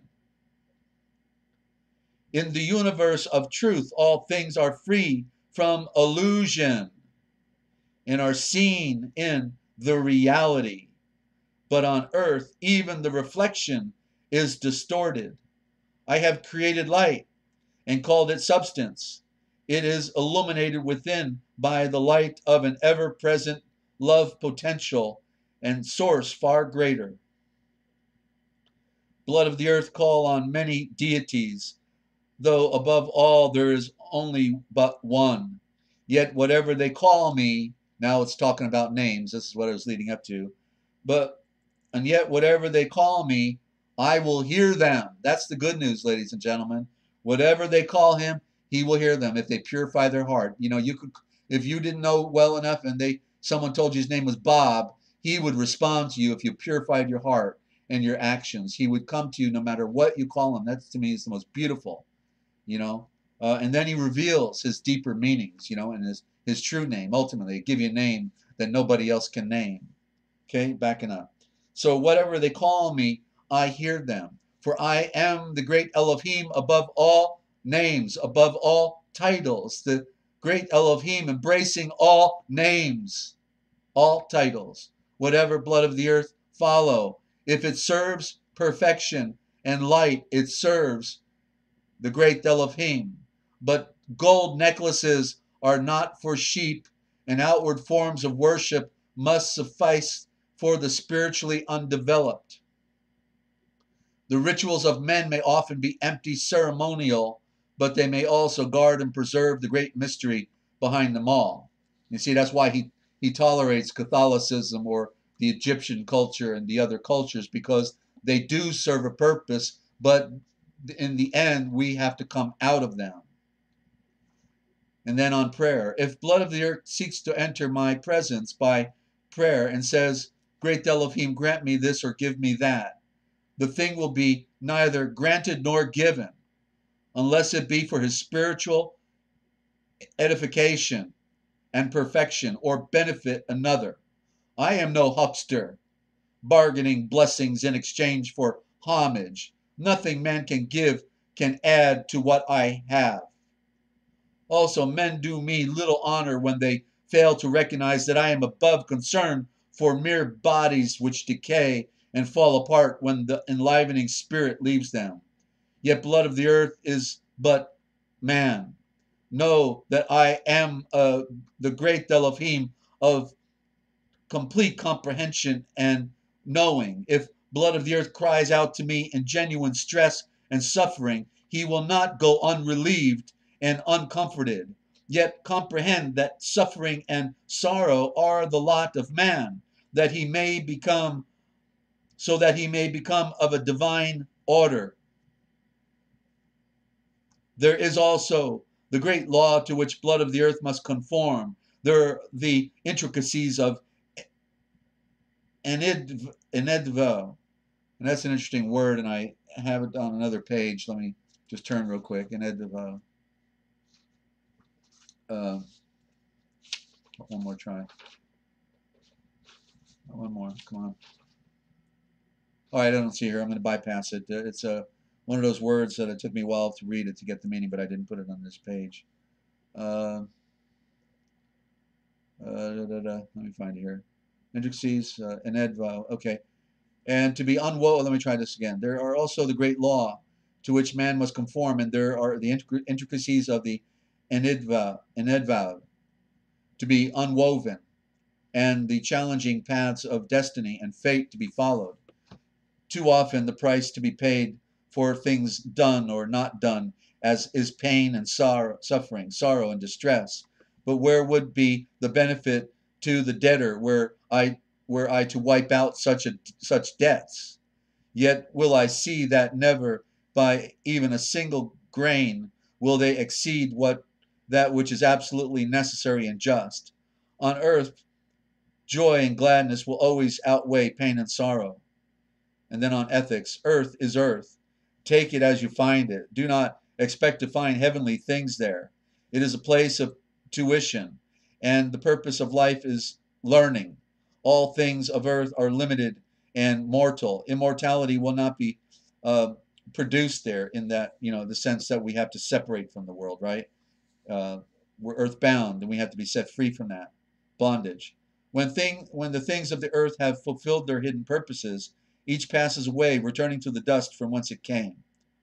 And regarding the future, you must see and read it for yourself. In the days to come, the truth will be unfolded before all peoples, revealed in a degree and manner which will accord with their needs and capabilities. It will be passed on from generation to generation and from blood of the earth to blood of the earth. The purity of its flame will accord with the quality of the oil of spirituality with which it is fed and replenished. Hence there will be many differing degrees of purity and revelation. The food which one man enjoys may sit heavily on the stomach of another, yet it would be foolish to say that the food enjoyed by one should be the food of all. So it is with the spiritual things which men must follow. I will not send the navigators, which is prophets, nor will I appoint spokesmen, but such will arise through their own efforts and enter into conscious union with me. They will point the way, which will be followed by the spiritually sturdy, but others less strong and spiritual must take a slower path, and many will advance only by the victory of light and service, by justice, pure equity, and kindliness towards all others. The spark of divinity.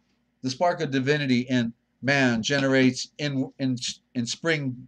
The spark of divinity in man generates inspringing dreams, which will ever lure him outward and upward. Yet the road is long, the journey wearying, and often unpleasant. Man has unnecessarily encumbered himself. He has enshrouded his spirit under winding sheets of earthly passions. And of course, the winding sheets are grave clothes. With his great eye blinded by indulgence in vice, and his spirit corroded by corruption, his fallible senses are only left to him, and these deceive him into thinking the mortal vehicle is his total being. Affliction and decay are now the lot of man, and he has passed into a long dark night of ignorance. And ignorance means to ignore what is right in front of you. Now, only by journeying on the long and painful road of earthly wilderness experience can his soul be cleansed and awakened to the realization of the radiant light that is hiding within him. The keys. Man may conceive me as he will, and it will be well. I am not a great Elohim of pettiness. As I brought forth the creation, so will he bring forth the revelation of his great Elohim. Unto you, Eloma, my seed, I grant the keys of communion and union. Then on creation. Then Eloma went out among the people and taught them about their Creator in this manner. I bring you the soul whisperer, words of the great Elohim, the eternal tower of strength, the fathomless ocean, the cosmic sea of compassion. He has hung the earth in the void, surrounding it with nothingness. Yet by his power it remains in its appointed place. He veils the radiant light behind the shield of illusion, lest it overpower the spirits of men. He is obscured by the dark clouds of mortal ignorance. He is the inspirational spirit ever entering the hearts of man, the blood of the earth, striving to arouse them to reach out towards greatness and achievement. Creation continued. He has muddled the sky above us. He has molded the sky above us and bedecked it with splendor and awesome beauty. He taught the stars their song of brightness, and the winds their wondrous music. All the winds' widespread earth proclaims his creativity, while the high vaults reveal his skill and handiwork. His messages go out to men, not in the speech of men, but in wordless whispers to their hearts.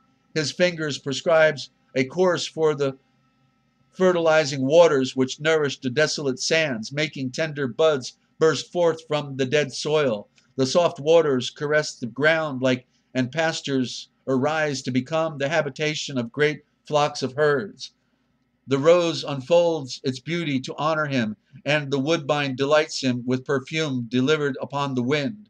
The fields of grain bow in humility.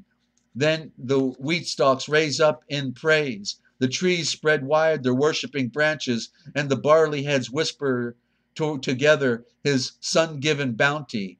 He is the fountainhead of all life, the overseer of the fertilizing waters, and the captain of the stars. Men stand beneath the great dome of the night skies and are overawed by the work of their architect and by the bright mysteries displayed in such pattern of beauty. They become dismayed at their own smallness, but are reassured by his words which have come down to them from ancient times. The great Elohim has crowned blood of the earth with life and set the scepter of intellect in his hand. He has given him the flail of mastery over all other living creatures and set him on the throne of creation. He disciplines us when young and stretches out a welcoming hand when we near the end of life's journey. He accompanies blood of the earth on their pilgrimage along the road of life, mitigating their misfortunes and rejoicing when with them in their pleasant surprises. He balances the lives of all men, so they continually encounter conditions and situations meet for them. The widespread mysterious sun is his throne. There you go. And the bountiful earth his footstool. I need to take a note on that. No structure man could build would contain him. Did he need a residence? No place built by the hands of blood of the earth could compare with that which his hands could erect. There is nothing on earth that blood of the earth can give the great Elohim which could add to great Elohim's illumination or great power or increase what he has. The only acceptable sacrifice blood of the earth can offer is the service to the will of the great Elohim. And the great Elohim's will is that man should spiritualize himself and improve the earth to offer perfection or his substance as a sacrifice. And it is an insult before the great Elohim not to do so. It is shirking the needful efforts, evading the necessary duty and obligation. It is the easy way and not acceptable. The great Elohim is the refuge of the poor and the comforter of the needy. His compassion encompasses blood of the earth. Now that statement means, of course, he does it through us. How does he do it? He does it through somebody. And that's one of our greatest commands, right?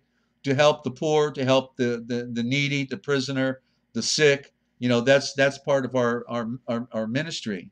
And so just to clarify, it's not like saying he does it, he does do it in the great mystery, but we are a part of that great mystery when we surrender to it.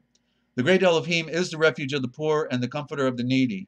His compassion encompasses men when troubles weigh heavily upon them. Yet tribulation and adversity, sorrow and suffering are not to be thought of as needless burdens imposed upon the difficulties inseparable from earthly life. They are things of value which open the eyes to truth, tempering the spirit as iron is tempered in the flame. Eloma taught many things, and she forbade any blood of the earth to fornicate with unwedded matrons, whose silver tongue beguiled and whose winsome ways led men astray. She also decreed that men should not fornicate with any maid or another's wife, for none so doing could call himself an honorable man, and such deeds canker the spirit. It was Eloma who taught men the wisdom of the stars. She journeyed according to their destinies. She taught them to interpret the pattern of each man's life, which is woven from the threads of fate and destiny and interwoven with the many-colored strands of endavu. The strands of life. I think endavu is another word for life. These things were learned and written down by SKYPE. Okay? Now we see a woman, being used here, and we have to recognize that all the men folded, right? 200 of them at first went down and took the vow to betray their birthright. So the men left. They were going after the party. The sexy women with no clothes on, they left their women behind. So it makes sense then that a whole tribe of women are up on the mountain with Enoch and the remnant of those who were not going to fold. And so it sort of makes sense that in this instance he would be choosing a woman, because it symbolizes the motherhood of the female aspect of creation, and so even though it was probably a patriarchy, then we have a matriarch who comes to the table, who's called. She represents the great Elohim, which in its essence is female, even though Yeshua is male when we see him in character, but the physical form is female. It is the woman that brought forth life, the great mystery. Okay, so that's that part of it. And I'm enjoying this reading so much, and I don't know how much more I'm going to be able to get out. And I know I want you to hear. I can do words first thing tomorrow, since this is like the primer. And so I think what you want to hear is the part about the destroyer, right?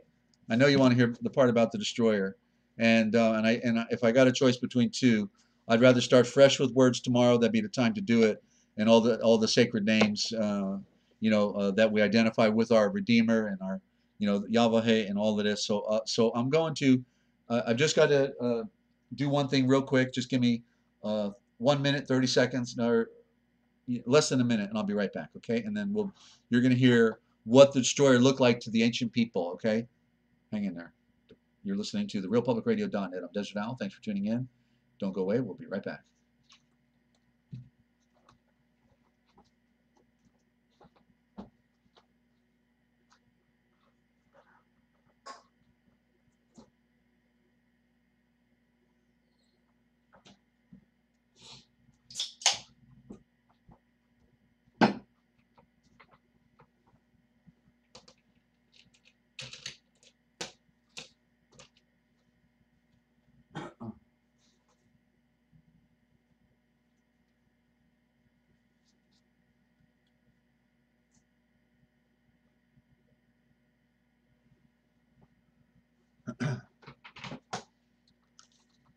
Okay, well, I hope I didn't read too fast, and that you were able to get that. Certainly, you may want to share it with a friend, or listen to that again. There's a lot there. If you don't have the book, then obviously this is at least one way you can get it. So I'm way into the book now, page 382, and this is and that other book I read. Let me just tell you the name of it. Okay, that was the Book of Gleanings. Okay, the Book of Gleanings was what I was reading out of. Now I'm going to be reading out of the Book of Origins. And so here is called the Flood Tale. Okay, so that's how it starts, the Flood Tale. And so over the sea. Oh, and I got to remember that other page. I got to go there. It said right there, the throne of the sun, right there, that the earth is the footstool. So you see, you never know. And I forgot I read that, but you never know where the little originals are. They're hiding. They hid these things from us, and yet they slip out, like in this writing here. They didn't get a chance to filter this one, ladies and gentlemen. They didn't get a chance to filter it at the Vatican, and it was preserved on bronze sheets, and people were handwriting it in the 1800s, writing it off in just on paper, and then finally it got published in print. The folks in New Zealand are the ones who really pulled this together here, and then when it came to America, it was somebody just swiped the entire work those folks did in New Zealand and just scanned it and took credit for it, and it's rather tragic. But so nonetheless, so over the sea, now called Bara Brema, came a far-ranging race from Caucasus, the motherland where Gatuma ruled.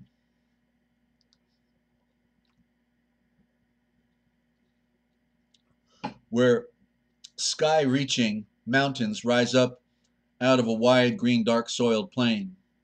They were horse fighters, known among themselves as the wild cultivators, and they landed at the place before time called Haltereth, in the land of horsefolk, now held by Engling. They built the wood-walled town called Havenly in the new tongue, near where the great sea king sleeps beneath his mound. I love reading, a new form of all these new forms of expression that are found in this book. It's like it's such an adventure to get a better picture of how they spoke back then. That's been lost to us. So this is just $1 million to me right here. They took their lands from the herd keeping Frolga and ranged wide from shore to shore, renaming the water-encircled land the honey-laden isle, for never before had they seen honey in such quantities since leaving their own land. There were folk here before the fleet-footed Frogla, but they were magic-dealing dwarfs living in holes sunk in the ground, covered over with wicker and earth. It is said they knew and understood the speech of all wild creatures and often talked with them as brothers. They were friendly and frolicsome, and before them only the bowed Yoshan roamed the land. In the days when the wild land cultivators came and swallowed up the Frolga, there were bears, wolves, wild cattle, boars, oryx, deer, elk, lion, cats, man-eaters, water lizards, and beast-eaters that dwell in lakes aplenty. The Frolga were not small, but lacked fighting skill. They were spearmen without bows, but skillful stone slingers. Behind the wild land cultivators came to Uksening, but between boatless few came to this green land, most turning southward to Amorica. Now, Amorica, it sounds like America, and so I just don't know if it's actually referring to this land or if it's another land being, a similar name, because America comes from the Toltec god Ameriku, meaning the feathered serpent, and so in its origin, it may mean the feathered serpent, and therefore it could be used more than once. Oh, thank you, Star, for I'm glad you're hanging in there, and Sand Groper, thank you. So looks like we're the remnant here, okay? But yeah, it's I can't stop reading this stuff, okay? This is to go where no man has ever gone before, or woman. I love not leaving any stone unturned, and it's edifying. We're reading other truths of other times, and maybe the translations aren't perfect, but still we can get the pictures. Those who came were workers in wood and metal. I'm almost convinced it is America, because I got to tell you, let me just tell you, having read the entire book, there are certain chapters in here or sections, books within books here, and they are in America. Okay, in other words, yeah, and big time right in Ohio where I'm at. Okay, in other words, up in Minnesota, Michigan, in these areas, Wisconsin, in these areas, they found slates with Hebrew writing on it, right? And even south of me in Newark and Zanesville, they found also Hebrew writing. They found the Ten Commandments on slate. Okay, and we're talking thousands of artifacts, and they had what it's describing here. That it had a wooden wall around it, and that's what they had. And they lived here in peace among the native peoples. They came up the Mississippi, came up the Ohio River, and they right here in Ohio. And that's why you see nobody gets it, but I do. I'm like the first one ever saying this, because I never heard anybody else get it, and because the game is played with words, right? And so they got a museum down there in Newark, and it's dedicated to showing these artifacts. In other words, the Hebrew priest was coming over with the Phoenicians, right? The Phoenicians were looking for ore and metal, but others were coming with them to go for the ride, to settle, to come up. They wanted to get away from the false priesthood in Jerusalem. Some went into the caves of Qumran. Others came to a new land because they wanted nothing to do with the phony priesthood. They knew it was corrupt. Okay? And so they came and resettled. And that's why there's all this Hebrew artifacts here. Okay? And so guess what? Where the museum is in Newark, it's not Newark. It's the New Ark. The New Ark.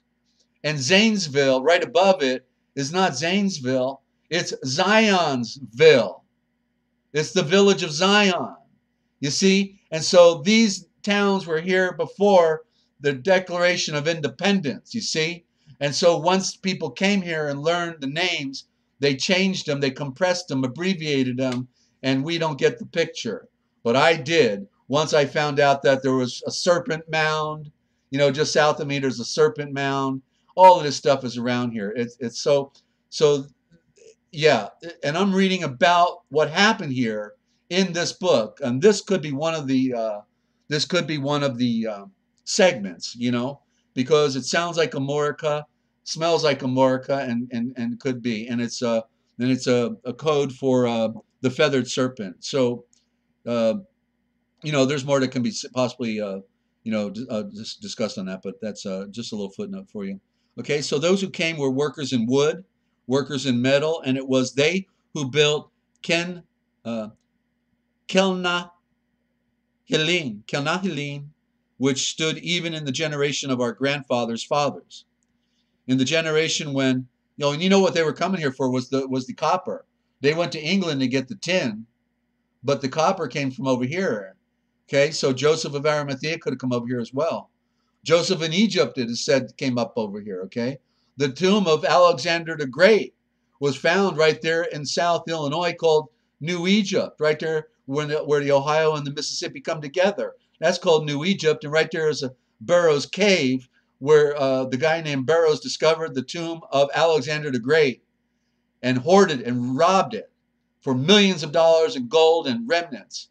The biggest theft in archaeological history right here, So there's a lot going on. A lot going on right here.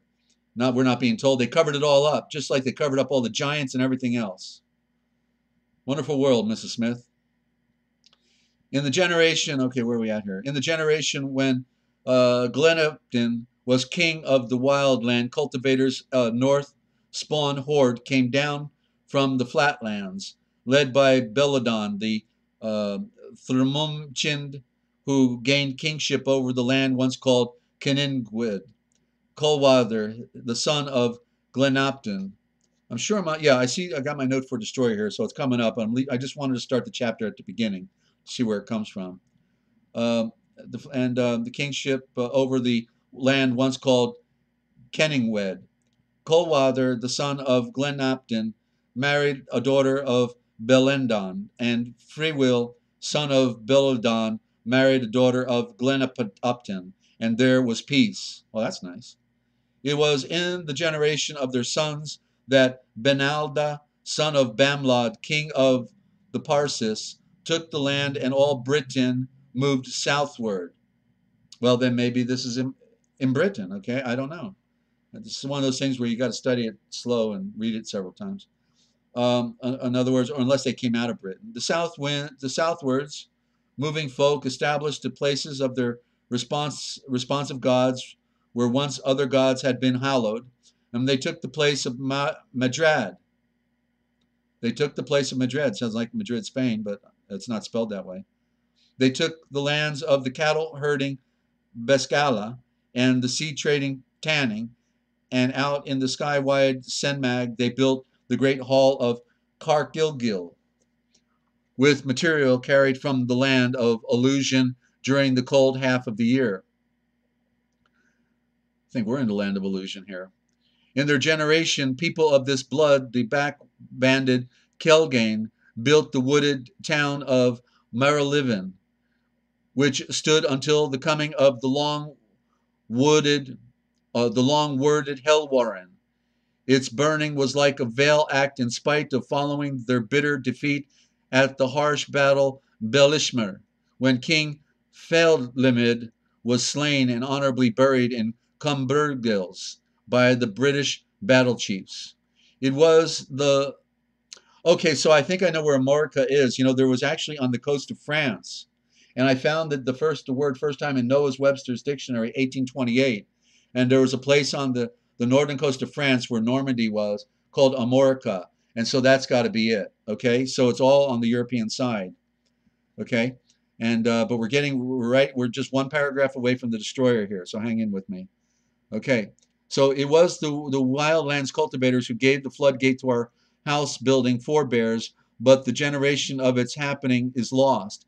In those days, men were inclined to the ways of peace, and harvest followed winter without change. But it came about that looking up into a darkling night sky, they saw a strangely formed moon chariot overhead.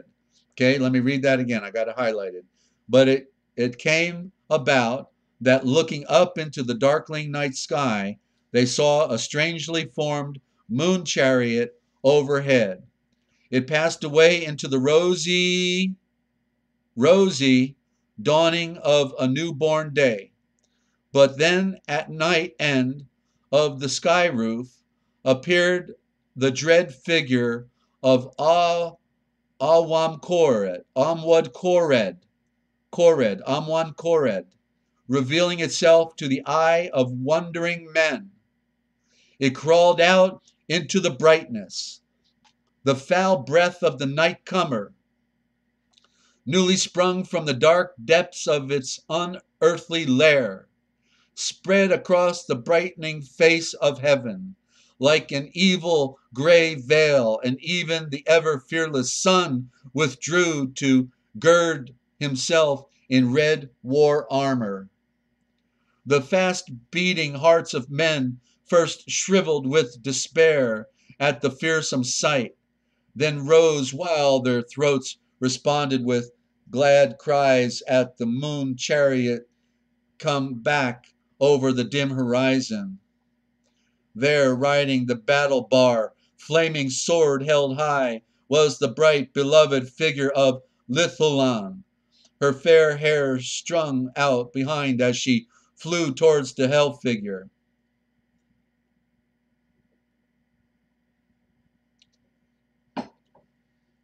They met in an awful, hell-echoing clash, with the noise of 10,000 rolling thunders. And mind you, when these planets get so close, what they do is they give off electrical charges from one to another. So if any of these orbs got so close to our planet, they will literally ignite a charge from one planet to another, and you can imagine the destruction and the sound that would be like. That's what all those little scars on Mars are. Okay, you see all those craters and all those scratches on Mars? Those are electrical charges, friends, okay? Those are electrical charges. When planets get close to each other, they give off an electrical charge, just like we saw in the laboratory with Nikola Tesla, okay? So let me continue reading here. Okay, and so the fearless sun withdrew to gird itself. The four beating hearts of men shriveled. The moon chariot came back over the dim horizon. There, riding the battle bar, flaming sword held high, was the bright, beloved figure of Lithulan, her fair hair strung out behind as she flew towards the hell figure. They met in an awful hell-echoing clash. That's what got me to say that. With the noise of 10,000 rolling thunders. Can you imagine? And men bold enough to look were stricken with blindness. Get that. And men bold enough to look at it were stricken with blindness. That's the static discharge, okay? And uncovered ears were deafened forever. So if they didn't cover their ears and protect themselves, then they were also made deaf. And that's why it said the men, wanted to hide in the caves and the rocks of the hills, right? Said to hide us. So that's why they said you got to go underground with this stuff. I guess that's why they built all those underground bases, right? Cold moon tears were shed by the fang and claw-torn champion of mankind, while the hellish a warm cord drooled white cinders, which, if they touched the skin of men below, raised evil wheels. I think we're talking about blisters, right? And the unearthly foemen fell apart and hurled great self-created rocks at each other. And onlookers below dashed for protective shelter as they howled down out of the sky above. I guess that's meteors. The very earth herself, immovable, was sickened with fear, and her bowels became loosened with dread. Her belly trembled before the awful sight. Men looking anxiously to their Lord of the Sun, or to their Lord the Sun. In other words, the simple, the great Elohim and his spirit in the sun, because they loved the sun. The sun was always their friend, and they're looking now to the great Elohim. Were dismayed to see his constant change of war garment, from red to blue, then to yellow, then green, then brown. Good Mother Earth opened her ground mouth and roared ear-cracking protests, while her whole comforting body shook in fear under the gloomy battle shadow form above. Men and beasts were drawn. Well, we got volcanoes going off. That could be an allusion to that. Men and beasts were drawn together in a struggle, strange brotherhood. Men and beasts were drawn together in a strange brotherhood of fear, none doing harm to the other. The hardy enough to maintain a watch on the combat saw the flash chariot of Lithulan crush the withering body of the nightcomer, and then saw its veiled black blood, thick like resin, fall upon the thankful bosom of the earth. Where the blood fell, flames sprang up. That's what the scripture says. It would turn to blood, right? A part of the earth. The fear-heated, blood-despoiled body of Mother Earth was cooled and refreshed by the soothing moon tears of Lilhulan. She, in a warm, womanly relief as she drove back towards her hidden abode in the recesses of heaven. Now, I don't have any idea who Lilhulan was. I don't think it's the moon. I don't know that one. So, we just have to remain open to what we don't get out of this. The Doom Song. This is the tale of the sky fight, but whether it happened before or after the generation of Hestabel and the flood tale, none now truly knows. Well, it was, I would say it was the flood tale, because that's when the flood occurred, the last time this came, 5,250 plus years ago. It concerns the doomed dragon, which has come more than once and will come again. And the last music mankind will hear is the shrill, throbbing notes of the doom song. This is the flood tale, which has come down to us from our house-building forebears, and it happened in days, generations ago, when men were widely divided. Out into the gray, watery wilderness, where now the restless western waters roll and heave, there was a place called Terfola, meaning the far western land. Now that would be the Americas, most likely. It was a land of high mountains, higher by far than those known to us, and low green grassed hills sweep down from them to brown fertile plowed lands at the sea's edge. The folk of Terfola lived in fine houses, though the roofs were flattened, built on cliffs, shelves. Well, that sounds like the cliff dwellings, right? Remember, it's possible. Built in the west, built on cliff shelves and places high above the fertile valley floor. Ladders went up to the sides of the houses, for they were entered from the roof. The way of other people are strange. They hunted the roving deer in open gladdened forest where there were no entangling brambles, and fished in quiet pools of gay splashing rivers. They plucked the plentiful herbs which grew in manifold variety, there being some for every known purpose. It was indeed a land of peace and plenty. There's more on the destroyer, okay? So it's coming up in the next, skip the next one over. The day came as comes it always must when ever peace and plenty abide. For then earth displays a defect in her instructiveness. When the soothsayers saw kulkers in the night skies, but they were unable to agree among themselves as to what these portended to be. Some said this and some said that, while the wiser ones listened and said nothing. The day came when the sleeping earth awoke to a great silence and stillness, not a breath of air stirring the anticipating trees, and no bird left its perch, and every animal remained quiet within its den or in the field. All was hushed and motionless, waiting. Then the soaring sun brought low, moaning winds which stirred the trees and grasses to rustling, murmuring life, but all living creatures huddled closer together. The sky roof above was darkened and lowered. It was ruddy hued and gave out sharp, whip-crapping sounds, as though it would break asunder, with now and then a shrill, long-drawn cry. In heart-thumping procession, awesomely figured, sky gods never before seen, passed overhead. Men lived through 2 fear-struck days of dread, not knowing what to expect, during which time there was no true night, one heart-stopping sight after another passing before their horror-filled eyes. When darkness did fall, it was not the resting night darkness which soothes work-weary men, lulling them to revitalizing sleep. No, indeed, it was that form of darkness known as the smothering cloak of Thunor, though never before had it spread so wide. Water streamed downward from the fountain spouts of the sky, not as rain falls, but as water drops out from a pail upturned.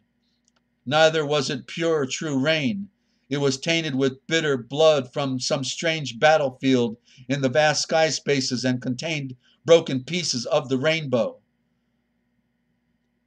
Isn't that what we're seeing in the sky? The rainbow too, in the polluted sky? The sky roof itself was borne down to the very surface of the seething waters, and Mother Earth cowered beneath it, as the shrinking field mouse cowers before a harvester's footfall.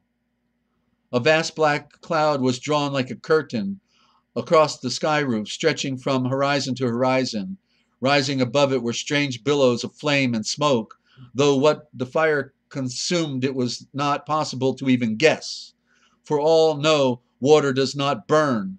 Then all things ceased movement. All was silent and still, a heavy, ill-boding, brooding silence, the stillness of heart-hammering fear. Then, with an awful sadness, came a high wall of dark, white-fanged-edged waters. Sounds like a tsunami. Sweeping swiftly across in fearsome irresistibility. It carried everything before it, as a broom sweeps the floor, and accompanying it was high-born note long drawn out. Behind it, upon the seething waters, all the fruits of the land, house debris, trees, bloated dead animals, and humans floated upon the wild, wide waters.